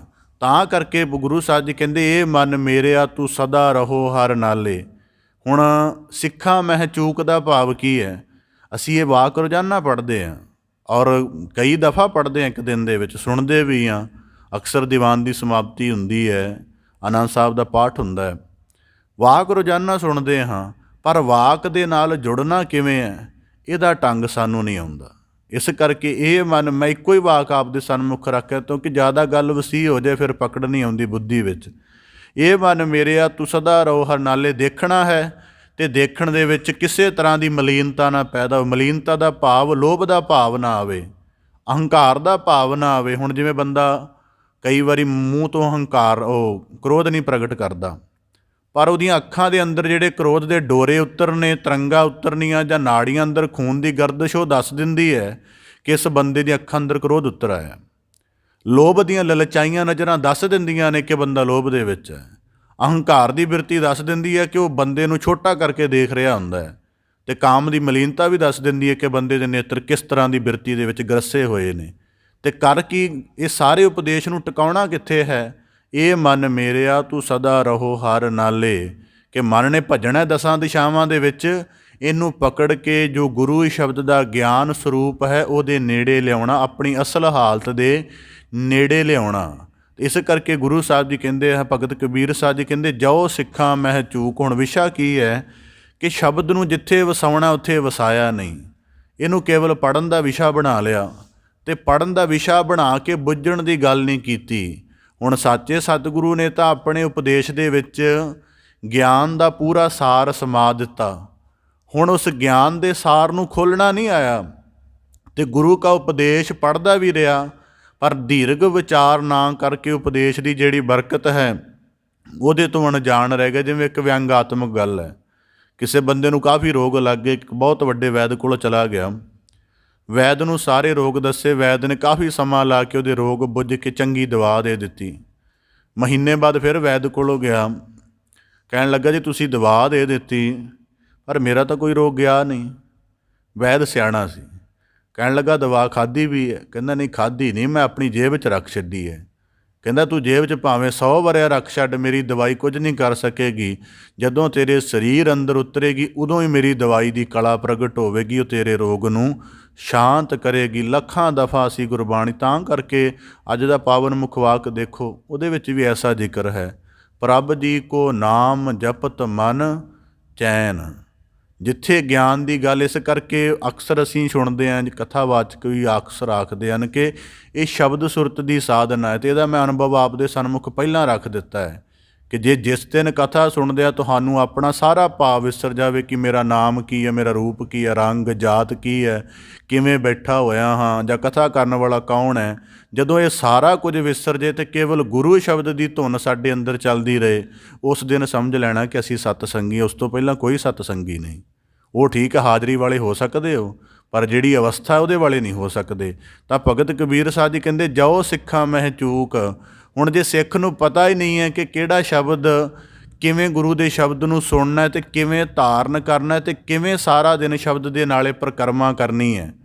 ਹੁਣ ਅਸੀਂ ਪਰਿਕਰਮਾ ਦਾ ਸੌਖਾ ਭਾਵ ਹੈ ਸਾਡੇ ਕੋਲੋਂ ਕਿ ਗੁਰੂ ਗ੍ਰੰਥ ਸਾਹਿਬ ਮਹਾਰਾਜ ਜੀ ਦੀ ਤਰਫ ਆਪਣੇ ਕਦਮਾਂ ਦੇ ਨਾਲ ਚੱਲ ਕੇ ਨਤਮਸਤਕ ਹੋ ਜਾਣਾ, ਇਹ ਪਰਿਕਰਮਾ ਹੈ। ਪਰ ਮਨ ਦੇ ਵਿੱਚ ਆਪਣੀ ਬੁੱਧ ਅੰਦਰ ਗੁਰੂ ਸ਼ਬਦ ਦਾ ਟਿਕਾ ਕਰ ਲੈਣਾ ਅਤੇ ਸਾਰਾ ਦਿਨ ਜਿੰਨੇ ਖਿਆਲ ਆਉਣੇ ਨੇ ਉਹਨਾਂ ਸਾਰਿਆਂ ਖਿਆਲਾਂ ਨੂੰ ਘੁਮਾ ਘੁਮਾ ਕੇ ਗੁਰੂ ਸ਼ਬਦ ਦੇ ਆਲੇ ਦੁਆਲੇ ਰੱਖਣਾ, ਇਹ ਪਰਮ ਪਰਿਕਰਮਾ ਹੈ। ਤਾਂ ਗੁਰੂ ਭਗਤ ਕਬੀਰ ਸਾਹਿਬ ਜੀ ਕਹਿੰਦੇ, ਜਾਓ ਸਿੱਖਾਂ ਮਹਿ ਚੂਕ। ਹੁਣ ਸਿੱਖਾਂ ਦੇ ਅੰਦਰ ਚੂਕ ਹੈ, ਉਹਨਾਂ ਨੂੰ ਪਤਾ ਹੀ ਨਹੀਂ ਇਹ ਸ਼ਬਦ ਸੁਣਨਾ ਕਿਵੇਂ ਹੈ, ਧਾਰਨ ਕਿਵੇਂ ਕਰਨਾ ਹੈ, ਵਸਾਉਣਾ ਕਿਵੇਂ ਹੈ। ਤਾਂ ਗੁਰੂ ਸਾਹਿਬ ਜੀ ਕਹਿੰਦੇ, ਭਗਤ ਕਬੀਰ ਸਾਹਿਬ ਜੀ ਕਹਿੰਦੇ, ਫਿਰ ਸੱਚਾ ਸਤਿਗੁਰੂ ਕੀ ਕਰੇ। ਸਤਿਗੁਰੂ ਨੇ ਤਾਂ ਸਾਡੇ ਹਿਰਦੇ ਦੀ ਸਾਰੀ ਅਵਸਥਾ ਬੁੱਝ ਕੇ ਤਮਾਮ ਉਪਦੇਸ਼ ਦੇ ਦਿੱਤੇ। ਹੁਣ ਅਸੀਂ ਇੱਕ ਓਅੰਕਾਰ ਤੋਂ ਲੈ ਕੇ ਸਮਾਪਤੀ ਤੱਕ ਗੁਰੂ ਗ੍ਰੰਥ ਸਾਹਿਬ ਮਹਾਰਾਜ ਜੀ ਦੀ ਬਾਣੀ ਪੜ੍ਹਦੇ ਹਾਂ। ਹਰੇਕ ਪੰਨੇ 'ਤੇ ਕੋਈ ਨਾ ਕੋਈ ਸਾਡੇ ਅੰਦਰ ਦੀ, ਬਾਹਰ ਦੀ ਕੋਈ ਨਾ ਕੋਈ ਬਾਤ ਲਿਖੀ ਹੋਈ ਹੈ।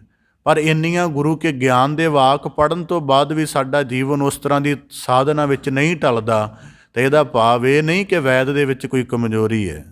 ਅਸਲ ਜਿਹੜਾ ਰੋਗੀ ਹੈ ਉਹ ਦਵਾ ਤਾਂ ਲੈ ਚੁੱਕਾ ਹੈ, ਦਵਾ ਨੂੰ ਧਾਰਨ ਨਹੀਂ ਕਰ ਰਿਹਾ, ਆਪਣੇ ਅੰਦਰ ਸਰੀਰ ਅੰਦਰ ਗ੍ਰਹਿਣ ਨਹੀਂ ਕਰ ਰਿਹਾ। ਤਾਂ ਭਗਤ ਕਬੀਰ ਸਾਹਿਬ ਜੀ ਕਹਿੰਦੇ, ਸੱਚਾ ਸਤਿਗੁਰੂ ਕਿਉਂ ਕਰ ਲਏ, ਕੀ ਕਰ ਲਏਗਾ ਜਦੋਂ ਸਿੱਖਾਂ ਦੇ ਅੰਦਰ ਹੀ ਪੋਲ ਹੋਵੇ। ਹੁਣ ਅਗਲਾ ਨੁਕਤਾ ਆਪਦੇ ਸਨਮੁਖ ਰੱਖਾਂ ਕਿ ਚੂਕ ਕਰਾਉਂਦਾ ਕੌਣ ਹੈ। ਹੁਣ ਉਦਾਹਰਨ ਦੇ ਤੌਰ 'ਤੇ ਅਸੀਂ ਕਥਾ ਸੁਣਦੇ, ਕਥਾ ਨਹੀਂ ਯਾਦ ਰਹਿੰਦੀ, ਨਹੀਂ ਸਾਡੇ ਜੀਵਨ 'ਚ ਵੱਸਦੀ, ਤਾਂ ਇਹਦਾ ਪ੍ਰਮੁੱਖ ਕਾਰਨ ਕੀ ਹੈ। ਇਹਦਾ ਕਾਰਨ ਹੈ ਕਿ ਅਸੀਂ ਆਪਣੇ ਮਨ ਨੂੰ ਅਜੇ ਜਾਣਿਆ ਹੀ ਨਹੀਂ। ਸਾਨੂੰ ਪਤਾ ਹੀ ਨਹੀਂ ਬਹੁਤ ਹੱਦ ਤੱਕ ਕਿ ਅਸੀਂ ਜਿਹੜਾ ਗੁਰੂ ਸ਼ਬਦ ਦੀ ਸ਼ਰਨ ਜਾਣਾ ਹੈ, ਉੱਥੇ ਜਾ ਕੇ ਜਿਹੜੀ ਸ਼ਬਦ ਦੀ ਦੀਰਘ ਵਿਚਾਰ ਸੁਣਨੀ, ਉਹ ਕਾਹਦੇ ਲਈ ਸੁਣਨੀ ਹੈ। ਇਸ ਕਰਕੇ ਜੇ ਬੰਦੇ ਨੂੰ, ਹੁਣ ਜਿਵੇਂ ਕਈ ਦਫਾ ਕੀ ਹੁੰਦਾ ਹੈ ਕਿ ਬੰਦਾ ਰੋਗ ਦੇ ਵਿੱਚ ਹੁੰਦਾ, ਉਹਨੂੰ ਪਤਾ ਹੀ ਨਹੀਂ ਲੱਗਦਾ, ਉਹ ਵੈਦ ਕੋਲੋਂ ਚੱਲ ਜਾਵੇ ਅਤੇ ਫਿਰ ਵੈਦ ਉਹਨੂੰ ਦੱਸਦਾ ਵੀ ਅਸਲ 'ਚ ਤੈਨੂੰ ਆ ਰੋਗ ਹੈ, ਤੈਨੂੰ ਤਾਂ ਪਤਾ ਹੀ ਨਹੀਂ। ਇਸੇ ਤਰ੍ਹਾਂ ਕਈ ਵਾਰੀ ਸਾਡੀ ਹਉਂ ਦੇ, ਵਿਕਾਰਾਂ ਦੇ ਅੰਤਰੀਵ ਰੋਗ ਹੁੰਦੇ ਨੇ ਜਿਹੜੇ ਸਾਨੂੰ ਪਤਾ ਹੀ ਨਹੀਂ ਲੱਗਦੇ। ਅਤੇ ਉਹ ਮਨ ਵੀ ਇੱਕ ਐਸਾ ਹੀ ਸਮਰੱਥਾ ਹੈ ਕਿ ਹਰ ਵੇਲੇ ਅਗਿਆਨ ਦਾ ਪਰਦਾ ਪਾ ਕੇ ਰੱਖਦਾ ਹੈ। ਵਿਕਾਰਾਂ ਦੇ ਕੀਤੇ ਹੋਏ ਕਰਮ ਰੋਜ਼ ਰੋਜ਼ ਮਾਨਸਿਕ ਬੋਝ ਬਣਦੇ ਨੇ, ਪਰ ਮਨ ਨੇ ਇੱਕ ਐਸਾ ਨਸ਼ਾ ਚੜ੍ਹਾਇਆ ਹੋਇਆ ਹੈ ਬੁੱਧੀ ਨੂੰ ਕਿ ਬੁੱਧੀ ਇਸ ਗੱਲ 'ਤੇ ਸਹਿਮਤ ਹੀ ਨਹੀਂ ਹੁੰਦੀ ਕਿ ਮੈਂ ਕਿਸੇ ਗੱਲੋਂ ਰੋਗੀ ਹਾਂ। ਹੁਣ ਉਦਾਹਰਨ ਦੇ ਤੌਰ 'ਤੇ ਸਰੀਰਕ ਤਲ 'ਤੇ ਜੇ ਅਸੀਂ ਅੱਜ ਜਿਵੇਂ ਆਖਿਆ ਜਾਂਦਾ ਜੀ 100 ਦੇ ਵਿੱਚੋਂ 99 ਬੰਦੇ ਬਿਮਾਰ ਨੇ, ਇਹ ਤਾਂ ਹੋ ਗਈ ਸਰੀਰਕ ਜਿਹੜੀ ਵੈਦਗੀ, ਉਹਦੀ ਗੱਲ ਹੋ ਗਈ। ਜਿਹੜੀ ਸਾਡੇ ਮਨ ਦੇ ਤਲ ਦੀ ਵੈਦਗੀ ਹੈ, ਉਹਦੇ ਵਿੱਚ ਤਾਂ ਇਹ ਗੱਲ ਵਾਚਣੀ ਪਏਗੀ ਕਿ ਕਿੰਨੇ ਮਨੁੱਖ ਵਿਕਾਰਾਂ ਤੋਂ ਪੀੜਤ ਨੇ। ਇਹ ਵੀ ਇੱਕ ਗੱਲ ਵਾਚਾਂਗੇ ਤਾਂ ਹੋ ਸਕਦਾ ਹੈ ਸਰੀਰਕ ਰੋਗਾਂ ਦੇ ਤਲ 'ਤੇ 99 ਲੱਭਣ, ਵਿਕਾਰਾਂ ਦੇ ਤਲ 'ਤੇ 100 ਦਾ 100 ਹੀ ਹੋਵੇ। ਇਸ ਕਰਕੇ ਭਗਤ ਕਬੀਰ ਸਾਹਿਬ ਜੀ ਕਹਿੰਦੇ, ਜਾਓ ਸਿੱਖਾਂ ਮੈਂ ਚੂਕ। ਚੂਕ ਕੌਣ ਕਰਵਾਉਂਦਾ ਹੈ? ਜਦੋਂ ਸਾਨੂੰ ਸਾਡੇ ਮਨ ਦੀ ਪਛਾਣ ਨਹੀਂ ਹੁੰਦੀ ਕਿ ਸਾਡਾ ਮਨ ਕਿਸ ਹਿੱਸੇ ਵਿੱਚੋਂ ਪੀੜਤ ਹੈ, ਕਿਹੜੇ ਹਿੱਸੇ ਵਿੱਚ ਜ਼ਿਆਦਾ ਮੈਲ ਹੈ ਅਤੇ ਇਹਨੂੰ ਨਿਵਾਰਨ ਕਿਵੇਂ ਕਰਨਾ ਹੈ। ਅਤੇ ਦੂਜੀ ਗੱਲ, ਜੇ ਨਿਵਾਰਨ ਕਰਨ ਦਾ ਜਦੋਂ ਖਿਆਲ ਆਉਂਦਾ ਤਾਂ ਥੋੜ੍ਹੀ ਬਹੁਤੀ ਬੁੱਧ ਜਾਗਦੀ ਹੈ, ਪਰ ਜਿਹੜਾ ਮਨ ਮਾਇਆ ਤੋਂ ਵੇੜਿਆ ਹੋਇਆ ਉਹ ਬੁੱਧੀ ਨੂੰ ਫਿਰ ਸਵਾ ਦਿੰਦਾ, ਛੱਡ ਪਰਾਂ ਕੀ ਕਰਨਾ ਹੈ। ਇਸ ਕਰਕੇ ਉਹ ਬੰਦੇ ਸਤ ਸੰਗਤ ਵਿੱਚ ਵੀ ਨਹੀਂ ਆਉਂਦੇ। ਇੱਕ ਦਫਾ ਮੈਨੂੰ ਕਿਸੇ ਬੰਦੇ ਨੇ, ਬਹੁਤ ਅਪਰਾਧੀ ਕਿਸਮ ਦਾ ਬੰਦਾ ਸੀ, ਉਹ ਮੈਨੂੰ ਉਹਨੇ ਆਪਣਾ ਸੱਚ ਦੱਸਿਆ। ਅੰਮ੍ਰਿਤਸਰ ਦੇ ਸ਼ਹਿਰ ਵਿੱਚ ਇਹ ਗੱਲ ਹੋਈ, ਉੱਥੇ ਕੋਈ ਕਥਾ ਦਾ ਵਿਸ਼ਾ ਇਸ ਤਰ੍ਹਾਂ ਦਾ ਚੱਲਿਆ ਸੀ। ਤਾਂ ਉਹ ਮੈਨੂੰ ਕਹਿਣ ਲੱਗਾ, ਜੀ ਭਾਵੇਂ ਮੈਂ ਤੁਹਾਡੀ ਕਥਾ ਨਹੀਂ ਸੁਣੀ, ਪਰ ਮੈਂ ਤੁਹਾਨੂੰ ਇੱਕ ਗੱਲ ਕਹਿ ਦਿੰਦਾ ਕਿ ਮੈਂ ਜਦ ਵੀ ਕਥਾ ਸੁਣਨ ਦਾ ਜਾਂ ਕੋਈ ਗਿਆਨ ਦੀ ਵਿਚਾਰ ਸੁਣਨ ਦਾ ਯਤਨ ਕਰਦਾ ਹਾਂ, ਮੈਨੂੰ ਇਉਂ ਲੱਗਦਾ ਕਿ ਜੇ ਮੈਂ 10 ਕੁ ਮਿੰਟ ਤੋਂ ਵੱਧ ਸੁਣ ਲਈ ਤਾਂ ਸ਼ਾਇਦ ਮੇਰੀ ਮੌਤ ਹੋ ਜਾਏ। ਉਹਦੇ ਅਨੁਭਵ ਦਾ ਰੂਪ ਕੀ ਸੀ ਕਿ ਮਨ ਇੰਨਾ ਜ਼ਿਆਦਾ ਮਾਇਆ ਤੋਂ ਪ੍ਰਭਾਵਿਤ ਹੈ ਕਿ ਹੁਣ ਇਹਦੇ ਉੱਪਰ ਇੱਕ ਬੂੰਦ ਵੀ ਨਹੀਂ ਡਿੱਗ ਸਕਦੀ। ਜੇ ਡਿੱਗੂਗੀ, ਜਿਵੇਂ ਹੁੰਦਾ ਕਿ ਜਿਵੇਂ ਕਾਗਜ਼ ਹੁੰਦਾ ਹੈ, ਉਹਦੇ 'ਤੇ ਇੱਕ ਦਫਾ ਪਾਣੀ ਦੀ ਬੂੰਦ ਡਿੱਗ ਜਾਏ, ਗਲ ਜਾਂਦਾ ਹੈ। ਇਸ ਕਰਕੇ ਕਹਿੰਦਾ ਮੇਰੇ ਉਹਨੇ ਜਾਂ ਇੰਨੀ ਕੁ ਗੱਲ ਕਹੀ, ਮੈਂ ਉਹਦਾ ਅਨੁਭਵ ਇਹ ਬਣਾਇਆ ਕਿ ਇਹਦੇ ਮਨ ਦੇ ਸੰਸਕਾਰ, ਇਹਦਾ ਸੁਭਾਅ, ਇਹਦੀਆਂ ਵਿਚਾਰ ਇੰਨੇ ਜ਼ਿਆਦਾ ਪ੍ਰਭਾਵਿਤ ਹਨ, ਇੰਨੇ ਜ਼ਿਆਦਾ ਮਲੀਨ ਹਨ ਕਿ ਜਿਹੜੀ ਦਵਾ ਹੈ, ਸ਼ਿਫਾ ਹੈ, ਉਹ ਇਹਨੂੰ ਹੁਣ ਜ਼ਹਿਰ ਲੱਗਣ ਲੱਗ ਪਈ ਹੈ। ਇਸ ਕਰਕੇ ਜਿਵੇਂ ਤਾਂ ਕਰਕੇ ਭਗਤ ਕਬੀਰ ਸਾਹਿਬ ਜੀ ਕਹਿੰਦੇ, ਜੋ ਸਿੱਖਾਂ ਮਹਿ ਚੂਕ। ਅਤੇ ਜਦੋਂ ਮਨੁੱਖ ਦਾ ਮਨ ਮਾਇਆ ਤੋਂ ਪ੍ਰਭਾਵਿਤ ਹੋਵੇ, ਹੁਣ ਮਨ ਹੀ ਸਾਡੇ ਕੋਲ ਚੂਕ ਕਰਵਾਉਂਦਾ ਹੈ। ਕਿਵੇਂ? ਮਨ ਨੂੰ ਗੰਦੇ ਗੀਤ ਸੁਣਨ ਦਾ ਸਵਾਦ ਪਿਆ ਹੋਇਆ, ਸਾਰਾ ਦਿਨ ਗੰਦੀਆਂ ਗੱਲਾਂ, ਨਿੰਦਿਆ ਭਰੇ ਵਾਕ, ਇੱਕ ਦੂਜੇ ਦੀ ਜਿਹੜੀ ਕਚੀਲਤਾ ਦੀ ਚਰਚਾ ਕਰਨੀ, ਇਹ ਸੁਭਾਅ ਬਣਿਆ ਹੋਇਆ। ਹੁਣ ਇਸ ਸੁਭਾਅ ਜਦੋਂ ਕਥਾ ਵਿੱਚ ਆ ਕੇ ਬੈਠ ਜਾਂਦਾ, ਮੈਂ ਬੰਦੇ ਦੀ ਗੱਲ ਨਹੀਂ ਕਰ ਰਿਹਾ, ਇਹੋ ਜਿਹੇ ਸੁਭਾਅ ਵਾਲਾ ਸ਼ਖਸ ਜਦ ਸੰਗਤ ਵਿੱਚ ਆ ਕੇ ਬੈਠ ਜਾਂਦਾ ਹੈ, ਉੱਥੇ ਜਦੋਂ ਕਥਾ ਦੇ ਵਿੱਚ ਮਨ ਦੀ ਸੁੱਚਤਾ ਦੀ, ਜੋਤ ਸਰੂਪ ਦੀ, ਸ਼ੁੱਧਤਾ ਦੀ ਗੱਲ ਹੁੰਦੀ ਹੈ, ਗੱਲ ਤਾਂ ਉਹਦੀ ਉਚਾਈ ਦੀ ਹੋ ਰਹੀ ਹੈ, ਪਰ ਉਹ ਆਪ ਨਿਭਾਉਣ ਵਿੱਚ, ਇਸ ਕਰਕੇ ਉਹ ਵਿਚਾਰਾ ਉੱਥੇ ਉਦਾਸ ਹੋ ਜਾਂਦਾ। ਗੁਰਬਾਣੀ 'ਚ ਵਾਕ ਆਉਂਦਾ, ਉੱਥੇ ਸੱਚ ਵਰਤਦਾ ਕੂੜਿਆਰਾਂ ਚਿੱਤ ਉਦਾਸ। ਉਹ ਵਿਚਾਰੇ ਪਛੇਮਾਨ ਹੋ ਜਾਂਦੇ ਨੇ ਅਤੇ ਫਿਰ ਉਹ ਵਿੱਚੋਂ ਉੱਠ ਕੇ ਚਲੇ ਜਾਂਦੇ ਨੇ। ਤਾਂ ਕਰਕੇ ਭਗਤ ਕਬੀਰ ਸਾਹਿਬ ਜੀ ਕਹਿੰਦੇ, ਚੂਕ ਮਨ ਨੇ ਕਰਵਾਈ, ਅਤੇ ਮਨ ਵੀ ਉਹ ਜਿਹੜਾ ਮਾਇਆ ਤੋਂ ਪ੍ਰਭਾਵਿਤ। ਇਸ ਕਰਕੇ ਭਗਤ ਕਬੀਰ ਸਾਹਿਬ ਜੀ ਕਹਿੰਦੇ, ਜੋ ਸਿੱਖਾਂ ਮਹਿ ਚੂਕ। ਹੁਣ ਚੂਕ ਦਾ ਇੱਕ ਤੀਜਾ ਨੁਕਤਾ ਆਪਦੇ ਸਨਮੁਖ ਰੱਖਦੇ ਹਾਂ। ਅਸਲ 'ਚ ਬਹੁਤ ਵਾਰੀ ਲੋਕ ਅਧਿਆਤਮ ਦੇ ਵਿੱਚ ਜਦੋਂ ਕਿਸੇ ਗੁਰੂ ਨਾਲ ਜੁੜਦੇ ਨੇ ਤਾਂ ਕੋਈ ਬਹੁਤਾ ਵੱਡਾ ਦਰਸ਼ ਨਹੀਂ ਹੁੰਦਾ, ਬਸ ਇੰਨਾ ਕੀ ਹੁੰਦਾ ਕਿ ਲੋਕ ਸਾਨੂੰ ਨਿਗੁਰਾ ਨਾ ਕਹਿ ਦੇਣ, ਜਾਂ ਇਹ ਕਹਿੰਦੇ ਨੇ ਕਿ ਚਲੋ ਜੀ ਅਸੀਂ ਕਾਰੋਬਾਰੀ ਵੀ ਬੜੇ ਵੱਡੇ ਹਾਂ, ਪੜ੍ਹੇ ਲਿਖੇ ਵੀ ਬੜੇ ਹਾਂ, ਅਤੇ ਚਲੋ ਆਹ ਥੋੜ੍ਹਾ ਜਿਹਾ ਧਰਮ ਦਾ ਵੀ ਲੇਬਲ ਆਪਣੇ ਉੱਪਰ ਲਾ ਛੱਡੀਏ, ਕਿਤੇ ਲੋਕ ਕਹਿ ਨਾ ਦੇਣ ਕਿ ਨਾਸਤਕ ਹੈ। ਇਸ ਕਰਕੇ ਜਿੰਨੀ ਅੱਜ ਧਾਰਮਿਕਤਾ, ਮੈਂ ਬੜੀ ਗੌਰ ਨਾਲ ਵਾਚਦਾ ਰਹਿੰਦਾ, ਕਈ ਵਾਰੀ ਜਦ ਕਦੇ ਫਰੀ ਬੈਠਾ ਦੇਖਦਾ ਕਿ ਬੰਦਿਆਂ ਦਾ ਕੋਈ ਆਦਰਸ਼ ਨਹੀਂ ਹੈ। ਇੱਥੋਂ ਇਹ ਸੰਗਤ ਦੀ ਤਾਂ ਚਲੋ ਗੱਲ ਛੱਡੋ, ਜਿਹੜੇ ਕਥਾ ਦੇ ਲੈਵਲ 'ਤੇ ਵਿਚਰਦੇ ਨੇ ਉਹਨਾਂ ਦਾ ਵੀ ਕੋਈ ਜੀਵਨ ਬਾਣੀ ਨਾਲ ਇੱਕ ਸੁਰ ਨਹੀਂ ਹੈ। ਕੇਵਲ ਆਪਣੇ ਜੀਵਨ ਦੀ ਇੱਕ ਪਦਾਰਥਕ ਪੂਰਤੀ ਕਰਕੇ ਇਸ ਹਿੱਤ ਨੂੰ ਅਪਣਾਇਆ ਹੋਇਆ। ਤਾਂ ਭਗਤ ਕਬੀਰ ਸਾਹਿਬ ਜੀ ਕਹਿੰਦੇ, ਜੋ ਸਿੱਖਾਂ ਮਹਿ ਚੂਕ। ਚੂਕ ਕਰਨ ਦੇ ਲਈ ਪਹਿਲਾਂ ਸੁਭਾਅ ਬਣਿਆ, ਦੇਖਣਾ ਸੀ ਕਿ ਮੇਰੀ ਹਾਲਤ ਕੀ। ਠੀਕ, ਅੱਜ ਤੇਰਾ ਗੁਆਂਢੀ ਗੁਰੂ ਘਰ ਜਾ ਰਿਹਾ ਹੈ, ਤੇਰਾ ਪਰਿਵਾਰ ਦਾ ਕੋਈ ਸਦੱਸਿਆ ਜਾ ਰਿਹਾ ਹੈ, ਕੋਈ ਬਾਤ ਨਹੀਂ, ਪਰ ਉਹਦੀ ਤੇ ਆਪਣੀ ਸਮੱਸਿਆ ਦਾ ਫਰਕ ਕਰ ਲਿਆ। ਕੇਵਲ ਇਹ ਨਹੀਂ ਕਿ ਉਹਦੇ ਵਰਗਾ ਦਿਸਣ ਕਰਕੇ ਕਿ ਉਹਨੂੰ ਲੋਕ ਗੁਰਮੁਖ ਕਹਿੰਦੇ ਨੇ, ਮੈਨੂੰ ਵੀ ਕਹਿਣਾ ਸ਼ੁਰੂ ਕਰ ਦੇਣ ਮੈਂ ਧਰਮ ਦੇ ਵਿੱਚ ਵੜ ਜਾਵਾਂ, ਤਾਂ ਪਰ ਤੇਰੇ ਮਨ ਦੇ ਸੰਸਕਾਰਾਂ ਦੀ ਪਛਾਣ ਨਾ ਹੋਵੇ। ਇਸ ਕਰਕੇ ਜਦੋਂ ਤਾਂ ਕਰਕੇ ਭਗਤ ਕਬੀਰ ਸਾਹਿਬ ਜੀ ਕਹਿੰਦੇ, ਜੋ ਸਿੱਖਾਂ ਮਹਿ ਚੂਕ। ਗੁਰਬਾਣੀ 'ਚ ਨਾ ਇੱਕ ਵਾਕ ਹੁੰਦਾ, ਲੌਕੀ 68 ਤੀਰਥ ਨਹਾਈ, ਕੌਰਾ ਪੰਨ ਤਊ ਨਾ ਜਾਈ। ਜਦੋਂ ਆਪਣੇ ਅਸਲ ਦੀ ਪਛਾਣ ਹੀ ਨਹੀਂ ਕੀਤੀ, ਜਦੋਂ ਆਪਣੇ ਅਸਲ ਦੇ ਰੋਗ ਨੂੰ ਜਾਣਿਆ ਹੀ ਨਹੀਂ, ਕੇਵਲ ਬਾਹਰੀ ਪ੍ਰਭਾਵ ਦੇਖ ਲਿਆ। ਜਿਵੇਂ ਅਸੀਂ ਪੰਜਾਬ ਵਾਲੇ ਥੋੜ੍ਹਾ ਜਿਹਾ ਕੀ ਕਰਦੇ ਹਾਂ, ਘਰ ਦੇ ਵਿੱਚ ਕਿਸੇ ਨੂੰ ਬੁਖਾਰ ਹੋਵੇ, ਉਹ ਆਪਣੀ ਦਵਾ ਲੈ ਕੇ ਆਇਆ ਹੋਵੇ ਅਤੇ ਇੱਕ ਅੱਧੀ ਖੁਰਾਕ ਵਧੀ ਪਈ ਹੋਵੇ ਅਤੇ ਕਿਸੇ ਦੂਜੇ ਨੂੰ ਚੜ੍ਹ ਜਾਏ, ਤਾਂ ਉਹ ਆਪਣੇ ਰੋਗ ਨੂੰ ਪੂਰਾ ਨਹੀਂ ਕਰਾਉਂਦਾ ਆਇਡੈਂਟੀਫਾਈ ਡਾਕਟਰ ਕੋਲ। ਉਹਨੂੰ ਪਤਾ ਥੋੜ੍ਹਾ ਜਿਹਾ ਲੱਛਣ ਰਲਦੇ ਨੇ, ਮੈਂ ਉਵੇਂ ਦੀ ਲੈ ਲਵਾਂ, ਅਤੇ ਉਹ ਕਈ ਵਾਰੀ ਨੁਕਸਾਨ ਵੀ ਕਰ ਜਾਂਦੀ ਹੈ। ਇਸੇ ਤਰ੍ਹਾਂ ਹਰੇਕ ਦੇ ਮਨ ਦੀ, ਸੁਰਤ ਦੀ ਹਾਲਤ ਵੱਖੋ ਵੱਖਰੀ ਹੈ, ਅਤੇ ਜੇ ਧਰਮ ਦਾ ਅਸੀਂ ਅਭਿਆਸ ਧਾਰਨ ਕਰਨਾ ਤਾਂ ਸਾਨੂੰ ਪਛਾਣ ਹੋਣੀ ਚਾਹੀਦੀ ਹੈ। ਤਾਂ ਕਰਕੇ ਭਗਤ ਕਬੀਰ ਸਾਹਿਬ ਜੀ ਕਹਿੰਦੇ, ਜੋ ਸਿੱਖਾਂ ਮਹਿ ਚੂਕ। ਇਸ ਕਰਕੇ ਦੇਖਾ ਦੇਖੀ ਦੇ ਵਿੱਚ ਕਿ ਨਗੁਰਾ ਨਾ ਸਾਨੂੰ ਕੋਈ ਕਹਿ ਦੇਵੇ। ਸੱਚੇ ਸਤਿਗੁਰੂ ਗੁਰੂ ਗ੍ਰੰਥ ਸਾਹਿਬ ਮਹਾਰਾਜ ਜੀ ਦੇ ਨਾਲ ਸਭ ਦੇ ਨਾਲ ਜੁੜ ਜਾਂਦੇ ਨੇ, ਅਤੇ ਉਹੋ ਜਿਹਾ ਕਰਮ ਨਹੀਂ ਧਾਰਨ ਕਰਦੇ, ਕੇਵਲ ਇੱਕ ਦੇਖਾ ਦੇਖੀ ਦੇ ਭਾਵ ਵਿੱਚ। ਇਸ ਕਰਕੇ ਬੜੇ ਅੱਜ ਦੇਖੀਦਾ ਜੀਵਨ ਦੇ ਵਿੱਚ। ਤਾਂ ਭਗਤ ਕਬੀਰ ਸਾਹਿਬ ਜੀ ਕਹਿੰਦੇ, ਜੋ ਸਿੱਖਾਂ ਮੈਂ ਚੂਕ। ਦੇਖਾ ਦੇਖੀ ਕਰਕੇ ਜਾਂ ਆਪਣੇ ਮਨ ਦੇ ਵਿੱਚੋਂ ਕੋਈ ਹਲਕੇ ਜਿਹੇ ਉੱਠੇ ਵਲਵਲੇ ਦੇ ਨਾਲ ਧਰਮ ਦਾ ਅਭਿਆਸ ਧਾਰਨ ਕਰ ਲਿਆ, ਅਤੇ ਫਿਰ ਗੁਰੂ ਕੀ ਦੱਸੀ ਕਾਰ ਅਨੁਸਾਰ ਚੱਲਿਆ ਨਾ ਗਿਆ, ਅਤੇ ਫਿਰ ਬਾਰ-ਬਾਰ ਚੂਕ ਹੋਈ। ਇਸ ਕਰਕੇ ਭਗਤ ਕਬੀਰ ਸਾਹਿਬ ਜੀ ਕਹਿੰਦੇ, ਸਾਚਾ ਸਤਿਗੁਰ ਕਿਆ ਕਰੇ, ਜੋ ਸਿੱਖਾਂ ਮਹਿ ਚੂਕ। ਚੌਥਾ ਨੁਕਤਾ ਆਪਦੇ ਸਨਮੁਖ ਰੱਖਾਂ।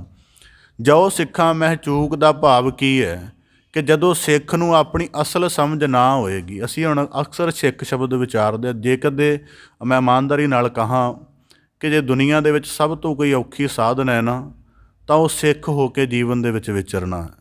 ਅਸੀਂ ਕਈ ਵਾਰੀ ਨਾ, ਮੈਂ ਕਈ ਬਰਤਾਂਤ ਸੁਣਦਾ ਕਥਾ ਦੇ, ਉਹਦੇ ਵਿੱਚ ਮੈਨੂੰ ਉਸ ਗੱਲ ਦੇ ਨਾਲ ਪੂਰੀ ਸਹਿਮਤੀ ਨਹੀਂ ਹੁੰਦੀ। ਕਹਿੰਦੇ ਗੁਰੂ ਨਾਨਕ ਸਾਹਿਬ ਜੀ ਨੇ ਸਿੱਖ ਸਾਜਿਆ, ਬੜਾ ਸੌਖਾ ਹੈ, ਪਰ ਗੱਲ ਇਵੇਂ ਹੈ ਕਿ ਜਿੰਨੇ ਸਿੱਖ ਦਾ ਕੇਵਲ ਟਾਈਟਲ ਲਿਆ ਉਹਦੇ ਲਈ ਸੌਖਾ ਹੈ। ਓਸ਼ੋ ਰਜਨੀਸ਼ ਨੇ ਨਾ ਇੱਕ ਲੈਕਚਰ ਦਿੱਤਾ ਹੋਇਆ ਕਿ ਸਿੱਖ ਕੌਣ ਹੁੰਦਾ ਹੈ। ਉਹਨੇ ਕਿਹਾ, ਕਹਿੰਦਾ ਕਿ ਦੁਨੀਆ ਭਰ ਦੀ ਜਿਹੜੀ ਸਭ ਤੋਂ ਔਖੀ ਸਾਧਨ ਹੈ ਉਹ ਸਿੱਖ ਹੀ ਕਰ ਸਕਦਾ। ਦੂਜਾ ਨਾਮ ਹੀ ਐਸਾ ਦਿੱਤਾ ਸਾਨੂੰ ਕਿ ਜਿਹਦੇ ਵਿੱਚ ਸਾਡੀ ਕੋਈ ਗੁੰਜਾਇਸ਼ ਬਚਦੀ ਨਹੀਂ।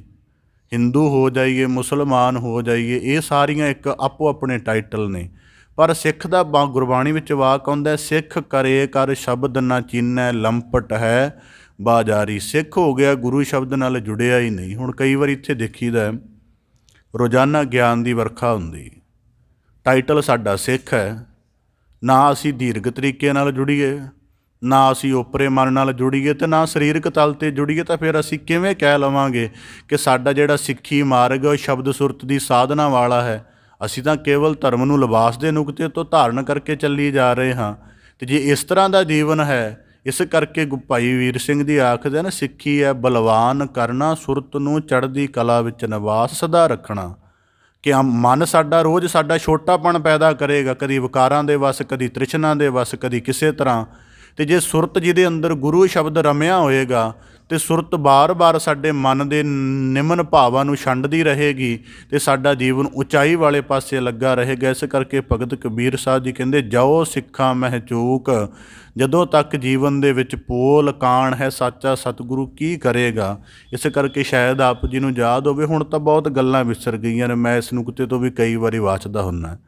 ਸ਼ਾਇਦ ਆਪ ਜੀ ਨੂੰ ਪਤਾ ਹੋਵੇ ਕਿ ਗੁਰੂ ਗੋਬਿੰਦ ਸਿੰਘ ਮਹਾਰਾਜ ਜੀ ਨੂੰ ਇੱਕ ਦਫਾ ਇੱਕ ਸਿੱਖ ਨੇ ਕਿਹਾ, ਸਤਿਗੁਰੂ ਸਾਹਿਬ ਜੀ ਸਿੱਖੀ ਕਿੰਨੇ ਪ੍ਰਕਾਰ ਦੀ ਹੈ। ਤਾਂ ਗੁਰੂ ਗੋਬਿੰਦ ਸਿੰਘ ਮਹਾਰਾਜ ਜੀ ਨੇ ਕਿਹਾ 5 ਪ੍ਰਕਾਰ ਦੀ ਸਿੱਖੀ ਹੈ। ਸਭ ਤੋਂ ਪਹਿਲਾਂ ਧੰਦੇ ਦੀ, ਦੂਜੀ ਹੈ ਦੇਖਾ ਦੇਖੀ ਦੀ, ਤੀਜੀ ਹੈ ਹਿਰਸ ਦੀ, ਚੌਥੀ ਹੈ ਸਿਦਕ ਦੀ, ਅਤੇ ਪੰਜਵੀਂ ਹੈ ਭਾਵ ਦੀ। ਧੰਦੇ ਦਾ ਭਾਵ ਕੀ ਕਿ ਜੀਵਨ ਦੇ ਵਿੱਚ ਕੋਈ ਹੋਰ ਪ੍ਰਾਪਤੀ ਨਹੀਂ ਸੀ ਕਰ ਸਕਦਾ, ਕਮਾਈ ਦਾ ਕੋਈ ਸਾਧਨ ਨਹੀਂ ਸੀ, ਚਲੋ ਰਾਗੀ ਕਥਾਵਾਚਕ ਬਣ ਜਾਈਏ, ਉਹੋ ਜਿਹਾ ਭੇਖ ਧਾਰਨ ਕਰ ਲਿਆ, ਇਹ ਹੋ ਗਈ ਧੰਦੇ ਦੀ। ਦੇਖਾ ਦੇਖੀ ਦਾ ਭਾਵ ਕੀ ਹੈ ਕਿ ਲਿਬਾਸ ਸੋਹਣਾ ਲੱਗਿਆ ਕਿਸੇ ਸਿੱਖ ਦਾ ਦੇਖ ਕੇ, ਉਹਦੀ ਦਸਤਾਰ ਸਭ ਕੁਝ, ਉਹਦੀ ਮੁਦਰਾ ਚੰਗੀ ਲੱਗੀ, ਦੇਖਾ ਦੇਖੀ ਦੇਖ ਕੇ ਇਹ ਅਪਣਾ ਲਈ। ਗੁਰੂ ਸਾਹਿਬ ਜੀ ਕਹਿੰਦੇ ਦੂਜੇ ਹੁੰਦੇ ਨੇ। ਹਿਰਸੀ ਦਾ ਭਾਵ ਕਿ ਜੀਵਨ ਦੇ ਵਿੱਚ ਕੋਈ ਉੱਚਾ ਆਦਰਸ਼ ਨਹੀਂ, ਕੇਵਲ ਵੈਸੇ ਹੀ ਮਨ 'ਚ ਖਿਆਲ ਆ ਗਿਆ, ਧਾਰਨ ਕਰ ਲਈ। ਸਿਦਕ ਦੀ ਦਾ ਭਾਵ ਕੀ ਹੈ ਕਿ ਸਿੱਖੀ ਜੀਵਨ ਨੂੰ ਧਾਰਨ ਕਰਕੇ ਜਿੰਨੀਆਂ ਔਕੜਾਂ ਆਈਆਂ, ਜਿੰਨੇ ਵੀ ਮਾਇਆ ਦੇ ਭਾਵ, ਮਨਮੁਖਤਾ ਦੇ ਭਾਵ ਤਿਆਗਣੇ ਪਏ, ਸਾਰਿਆਂ ਨੂੰ ਤਿਆਗ ਕੇ ਗੁਰੂ ਸ਼ਬਦ ਨਾਲ ਜੁੜਿਆ ਰਿਹਾ ਅਤੇ ਆਪਣੇ ਪ੍ਰਾਣਾਂ ਕਰਕੇ, ਆਪਣੇ ਕੇਸਾਂ ਕਰਕੇ ਸਭ ਤਰੀਕੇ ਨਾਲ ਗੁਰੂ ਸ਼ਬਦ ਨੂੰ ਕਮਾਇਆ। ਇਹ ਸਿਦਕ ਦੀ ਹੈ। ਅਤੇ ਭਾਵ ਦੀ ਦਾ ਭਾਵ ਕੀ ਹੈ ਕਿ ਪੂਰਾ ਸਮਰਪਣ ਪੰਜਾਂ ਪਿਆਰਿਆਂ ਸਾਹਿਬਾਨਾਂ ਵਾਲਾ, ਕਿ ਸਿਰ ਹੀ ਅਰਪਣ ਕਰ ਦਿੱਤਾ, ਆਪਣਾ ਕੁਝ ਵਾਪਸ ਰੱਖਣਾ। ਸਿਦਕ ਦਾ ਕਈ ਕਿਤੇ ਡੋਲ ਸਕਦਾ ਹੈ। ਭਾਵ ਦਾ ਭਾਵ ਕਿ ਜਿਵੇਂ ਗੁਰੂ ਨੇ ਕਿਹਾ ਉਵੇਂ ਹੀ ਹੋ ਜਾਣਾ, ਜਿਹਨੂੰ ਕਹਿੰਦੇ ਗੁਰ ਕੇ ਭਾਣੇ ਵਿੱਚ ਆਵੇ। 5 ਪ੍ਰਕਾਰ ਦੀ ਸਿੱਖੀ ਕਹੀ ਜਾਂਦੀ ਹੈ। ਤਾਂ ਭਗਤ ਕਬੀਰ ਸਾਹਿਬ ਜੀ ਕਹਿੰਦੇ, ਜਾਓ ਸਿੱਖਾਂ ਮਹਿ ਚੂਕ। ਹੁਣ ਆਪਣੇ ਆਪ ਦੀ ਵਿਚਾਰ ਕਰ ਲੈਣੀ ਚਾਹੀਦੀ ਹੈ। ਜਾਓ ਸਿੱਖਾਂ ਮਹਿ ਚੂਕ, ਇੱਕ ਵਰਤਾਰਾ ਆਪ ਦੇ ਸਨਮੁਖ ਹੋਰ ਰੱਖਦੇ ਹਾਂ ਤਾਂ ਕਿ ਸਿੱਖਾਂ ਮਹਿ ਚੂਕ ਦਾ ਭਾਵ ਸਪਸ਼ਟ ਹੋ ਜਾਏ। ਕਿਸੇ ਦਫਾ ਮੇਰੀ ਆਪਣੀ ਕਿਸੇ ਦੇਹਧਾਰੀ ਮੱਤ ਦੇ ਬੰਦੇ ਨਾਲ ਬਹਿਸ ਹੋਈ। ਬਹਿਸ ਦਾ ਮਤਲਬ ਕਿ ਵਿਚਾਰ ਹੋਈ। ਉਸ ਦੇ ਮੱਤ ਵਿੱਚ ਜਿਹੜੀ ਸ਼ਬਦ ਸੁਰਤ ਦੀ ਸਾਧਨਾ ਕਹੀ ਜਾਂਦੀ ਸੀ, ਉਹਨੂੰ ਉਹਦਾ ਬਹੁਤ ਹੱਦ ਤੱਕ ਗਿਆਨ ਸੀ, ਭਾਵੇਂ ਉਹ ਗਿਆਨ ਉਹਦੇ ਅਮਲ 'ਚ ਨਹੀਂ ਸੀ, ਜਾਣਕਾਰੀ ਮਾਤਰ ਸੀ। ਉਹਨੂੰ ਆਪਣੇ ਮੱਤ ਦੇ ਵਿੱਚ ਜਿਹੜੀ ਸ਼ਬਦ ਸੁਰਤ ਦੀ ਸਾਧਨਾ ਕਹੀ ਜਾਂਦੀ ਸੀ, ਉਹਦਾ ਪੂਰਾ ਪਤਾ ਸੀ ਵੀ ਕੀ ਹੈ, ਭਾਵੇਂ ਉਹਨੇ ਆਪਣੇ ਉਸ ਗੁਰੂ ਦਾ ਲੈਕਚਰ ਹੀ ਰਟਿਆ ਹੋਇਆ ਸੀ, ਪਰ ਉਹਨੂੰ ਬਹੁਤ ਹੱਦ ਤੱਕ ਪਤਾ ਸੀ ਯਾਦਦਾਸ਼ਤ ਦੇ ਰੂਪ ਵਿੱਚ, ਭਾਵੇਂ ਉਹਦੇ ਜਿਹੜੇ ਅੰਦਰਲੇ ਸਾਧਨਾ ਪੱਖ ਉਹਨੂੰ ਨਹੀਂ ਪਤਾ ਸਨ। ਉਸ ਦੀ ਵਿਚਾਰ ਤੋਂ ਬਾਅਦ ਉਹਦਾ ਮੈਂ ਜਥਾਯੋਗ ਉੱਤਰ ਦਿੱਤਾ, ਉਹਦੀ ਨਿਸ਼ਾ ਵੀ ਹੋਈ। ਉਸ ਤੋਂ ਬਾਅਦ ਮੈਂ ਇਸ ਨਿਰਣੇ 'ਤੇ ਪੁੱਜਿਆ ਕਿ ਇਹ ਇੱਕ ਮਨੁੱਖ ਹੈ ਜਿਹੜਾ ਆਪਣੇ ਜਿਸ ਵੀ ਮੱਤ ਵਿੱਚ ਚੱਲ ਰਿਹਾ ਹੈ, ਇਹਨਾਂ ਦੇ ਮੱਤ ਵਿੱਚ ਜਿਹੜੀ ਸਾਧਨਾ ਕਹੀ ਜਾਂਦੀ ਹੈ ਉਹਦਾ ਇਹਨੂੰ ਕਾਫੀ ਹੱਦ ਤੱਕ ਪਤਾ ਹੈ, ਭਾਵੇਂ ਜਾਣਕਾਰੀ ਹੈ, ਅਮਲ 'ਚ ਭਾਵੇਂ ਨਹੀਂ ਲਿਆਂਦਾ, ਇਹ ਅਗਲਾ ਵਿਸ਼ਾ ਹੈ। ਇਹਨੂੰ ਪਤਾ ਤਾਂ ਹੈ ਕਿ ਸਾਡਾ ਮੱਤ ਅਸਲ ਵਿੱਚ ਹੈ ਕੀ ਹੈ, ਵੀ ਜਿਹੜੇ ਧਰਮ ਨੂੰ ਅਸੀਂ ਮੰਨਦੇ ਹਾਂ ਇਹਦਾ ਮੁੱਖ ਮਕਸਦ ਕੀ ਹੈ। ਪਰ ਸਾਡੇ, ਮੈਂ ਕਿਹਾ, ਜਿਹਦੇ ਵਿੱਚ ਗੁਰੂ ਬਾਬੇ ਨੇ ਸਾਨੂੰ ਕਿਹਾ ਹੋਇਆ ਸ਼ਬਦ ਗੁਰੂ ਸੁਰਤ ਧਿਨ ਚੇਲਾ, ਕਿਸੇ ਨੂੰ ਕਹੋ ਕਿ 5 ਮਿੰਟ ਇਸ ਗੱਲ 'ਤੇ ਬੋਲ ਦਿਓ, ਕਿਸੇ ਦੀ ਸਮਰੱਥਾ ਨਹੀਂ ਰਹੇਗੀ।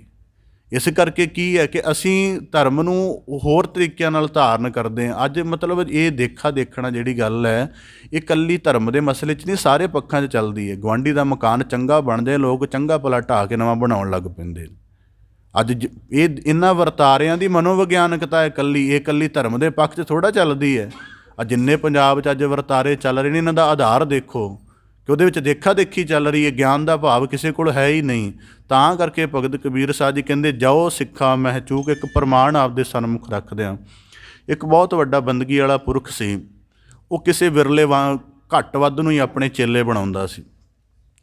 ਉਸ ਨੂੰ ਇੱਕ ਦਫਾ ਉਹਨੇ ਆਪਣਾ ਥੋੜ੍ਹਾ ਨਿਯਮ ਬਦਲ ਕੇ ਅਤੇ 10-12 ਚੇਲੇ ਇਕੱਠੇ ਬਣਾ ਲਏ, ਉਹਨਾਂ ਨੂੰ ਕੋਲ ਰੱਖ ਕੇ ਸਾਧਨਾ ਕਰਵਾਈ ਅਤੇ ਬਾਅਦ 'ਚ ਉਹਨਾਂ ਨੂੰ ਵਾਪਸ ਆਪਣੇ ਆਸ਼ਰਮ 'ਚੋਂ ਭੇਜ ਦਿੱਤਾ।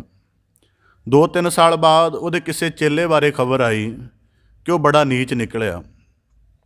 ਤਾਂ ਉਹਨੂੰ ਕਿਸੇ ਨੇ ਪੁੱਛਿਆ, ਜੀ ਉਹ ਤਾਂ ਤੁਹਾਡਾ ਚੇਲਾ ਸੀ। ਤਾਂ ਉਹਨੇ ਬੜਾ ਕਮਾਲ ਦਾ ਉੱਤਰ ਦਿੱਤਾ।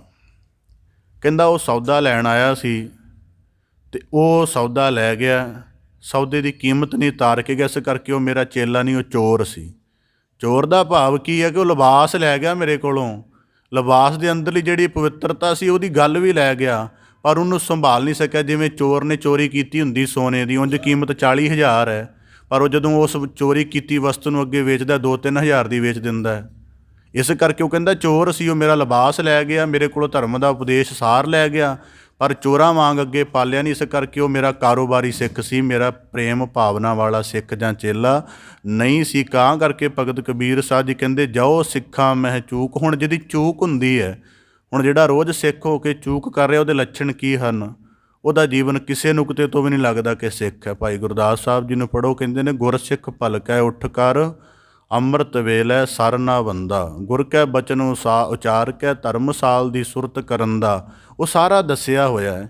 ਹੁਣ ਜਿਹਦੇ ਜੀਵਨ ਦੀ ਇਹੀ ਮਰਜ਼ਾਦਾ ਨਹੀਂ ਸਾਨੂੰ ਦਿਖ ਰਹੀ, ਤਾਂ ਅਸੀਂ ਉਹਦਾ ਕਿਵੇਂ ਯਕੀਨ ਕਰ ਲਈਏ ਜਾਂ ਕਿਵੇਂ ਇਹ ਪ੍ਰਭਾਵ ਮੰਨ ਲਈਏ ਕਿ ਉਹ ਸਿੱਖੀ ਜੀਵਨ ਵਾਲਾ ਹੈ?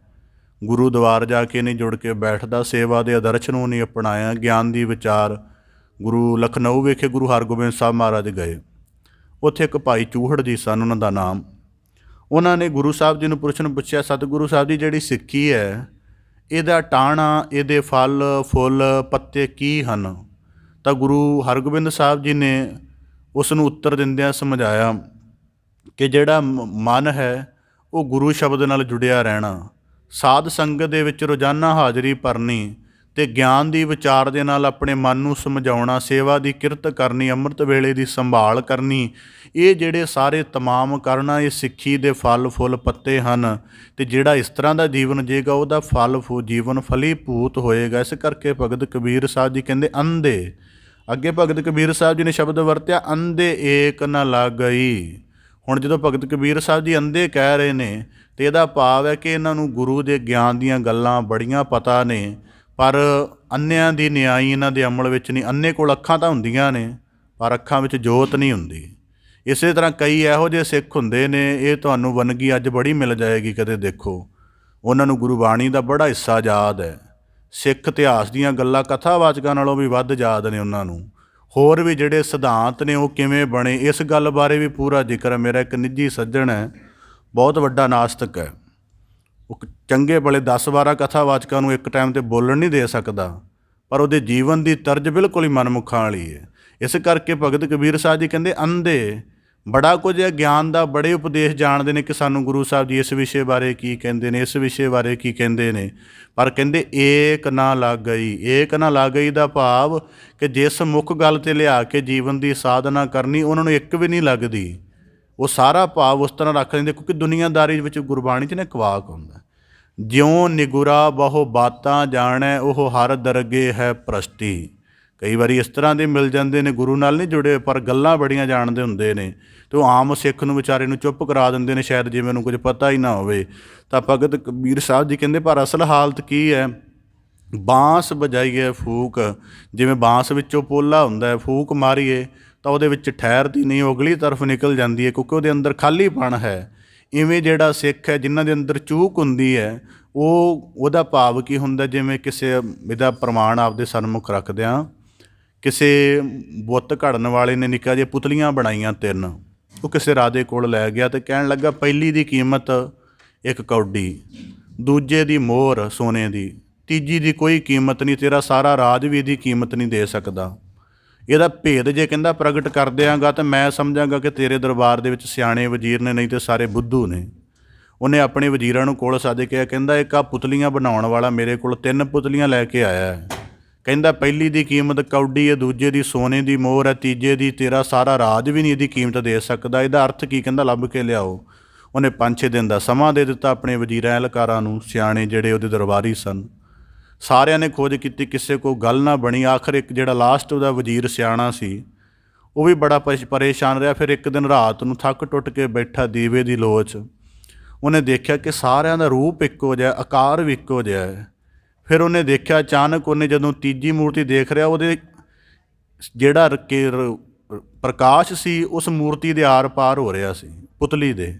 ਉਹਨੇ ਪਹਿਲੀ ਪੁਤਲੀ ਦੇ ਕੰਨ ਵਿੱਚ ਤੀਲਾ ਪਾਇਆ ਅਤੇ ਉਹ ਦੂਜੇ ਕੰਨ ਥਾਣੀ ਨਿਕਲ ਗਿਆ। ਉਹ ਦੂਜੀ ਦੇ ਪਾਇਆ, ਦੂਜੀ ਦੇ ਕੰਨ ਵਿੱਚ ਪਾਇਆ ਅਤੇ ਉਹਦੇ ਪੇਟ ਵਿੱਚੋਂ ਮੂੰਹ ਥਾਣੀ ਨਿਕਲ ਆਇਆ। ਉਹ ਇਸ ਤਰ੍ਹਾਂ ਦਾ ਅੰਦਰੋਂ ਬਣਾਇਆ ਹੋਇਆ ਸੀ। ਜਦੋਂ ਤੀਜੀ ਦੇ ਪਾਇਆ, ਨਾ ਉਹਦੇ ਕੰਨ ਥਾਣੀ ਨਿਕਲਿਆ, ਨਾ ਮੂੰਹ ਥਾਣੀ ਨਿਕਲਿਆ। ਉਹ ਕਿਸੇ ਤਰੀਕੇ ਨਾਲ ਅੰਦਰ ਚਲ ਗਿਆ। ਉਹ ਅਗਲੇ ਦਿਨ ਰਾਜ ਦਰਬਾਰ ਚਲਾ ਗਿਆ। ਕਹਿਣ ਲੱਗਾ ਤੇਰੀ ਸਮੱਸਿਆ ਦਾ ਹੱਲ ਹੋ ਗਿਆ। ਕਹਿੰਦਾ ਦਰਅਸਲ ਇਹ 3 ਸਰੋਤੇ ਨੇ। ਪਹਿਲੇ ਉਹ ਨੇ ਜਿਹੜੇ ਇੱਧਰੋਂ ਸੁਣਦੇ ਨੇ, ਦੂਜੀ ਤਰਫ ਕੱਢ ਦਿੰਦੇ ਨੇ, ਵਾਂਸ ਵਾਂਗ ਪੋਲੇ ਨੇ। ਇਹਨਾਂ ਨੂੰ ਭਾਵੇਂ ਲੱਖ ਗਿਆਨ ਦੀ ਗੱਲ ਸੁਣਾ ਦਿਓ, ਕੋਈ ਕੀਮਤ ਨਹੀਂ। ਇਸ ਕਰਕੇ ਇਹਨਾਂ ਦੀ ਵੱਧ ਤੋਂ ਵੱਧ ਕੀਮਤ ਕੌਡੀ ਇੱਕ ਘੱਟੋ ਘੱਟ ਆ ਕੇ ਬੈਠੇ ਨੇ, ਇਸ ਤੋਂ ਵੱਧ ਕੁਝ ਵੀ ਨਹੀਂ ਹੈ। ਦੂਜਾ ਕਹਿੰਦਾ ਇਹ ਹੈ ਜਿਹੜੇ ਸੁਣਦੇ ਨੇ, ਦੂਜੇ ਕੰਨ ਥਾਣੀ ਨਹੀਂ ਕੱਢਦੇ, ਕੁਝ ਸਮਾਂ ਯਾਦ ਰੱਖਦੇ ਨੇ ਅਤੇ ਕਿਸੇ ਦੂਜੇ ਨੂੰ ਸੁਣਾ ਦਿੰਦੇ ਨੇ, ਆਪ ਅਮਲ ਨਹੀਂ ਧਾਰਨ ਕਰਦੇ। ਇਹਨਾਂ ਦੀ ਕੀਮਤ ਇੱਕ ਮੋਹਰ ਹੈ ਕਿ ਚਲੋ ਜੇ ਆਪ ਨਹੀਂ ਅਮਲ ਕੀਤਾ, ਦੂਜਾ ਹੀ ਅਮਲ ਕਰ ਲਏ ਇਹਨਾਂ ਦੀ ਗੱਲ ਨੂੰ ਸੁਣ ਕੇ। ਇਸ ਕਰਕੇ ਕਹਿੰਦਾ ਇਹ ਸੋਨੇ ਦੀ ਮੋਹਰ ਜੋਗੇ ਨੇ। ਕਹਿੰਦਾ ਤੀਜਾ ਇਹ ਹੈ ਕਿ ਜਿਨ੍ਹਾਂ ਦੇ ਅੰਦਰ ਗਿਆਨ ਦਾ ਉਪਦੇਸ਼ ਢਲ ਜਾਂਦਾ ਹੈ ਅਤੇ ਇਹ ਗਿਆਨ ਦੇ ਰਤਨ ਨੂੰ ਧਾਰਨ ਕਰਕੇ ਆਪ ਰਤਨ ਹੋ ਜਾਂਦੇ ਨੇ। ਇਸ ਕਰਕੇ ਜਿਹੜਾ ਸੁਣ ਉਪਦੇਸ਼ ਹਿਰਦੈ ਬਸਾਵੋ, ਮਨ ਇੱਛੇ ਨਾਨਕ ਫਲ ਪਾਵੋ। ਜਿਹੜੇ ਇਸ ਤਰ੍ਹਾਂ ਕਰ ਲੈਂਦੇ ਨੇ ਤਾਂ ਹੀ ਆਉਂਦਾ ਮੰਨੇ ਕੀ ਗਤ ਕਹੀ ਨਾ ਜਾਏ। ਕਹਿੰਦਾ ਇਸ ਕਰਕੇ ਰਾਜਾ ਇਹਦੀ ਕੋਈ ਕੀਮਤ ਨਹੀਂ ਤੂੰ ਦੇ ਸਕਦਾ, ਇਹ ਉੱਤਮ ਸਰੋਤਿਆਂ ਦੀ ਗੱਲ ਹੈ। ਤਾਂ ਭਗਤ ਕਬੀਰ ਸਾਹਿਬ ਜੀ ਕਹਿੰਦੇ ਜਿਉਂ ਬਾਂਸ ਵਜਾਈਐ ਫੂਕ।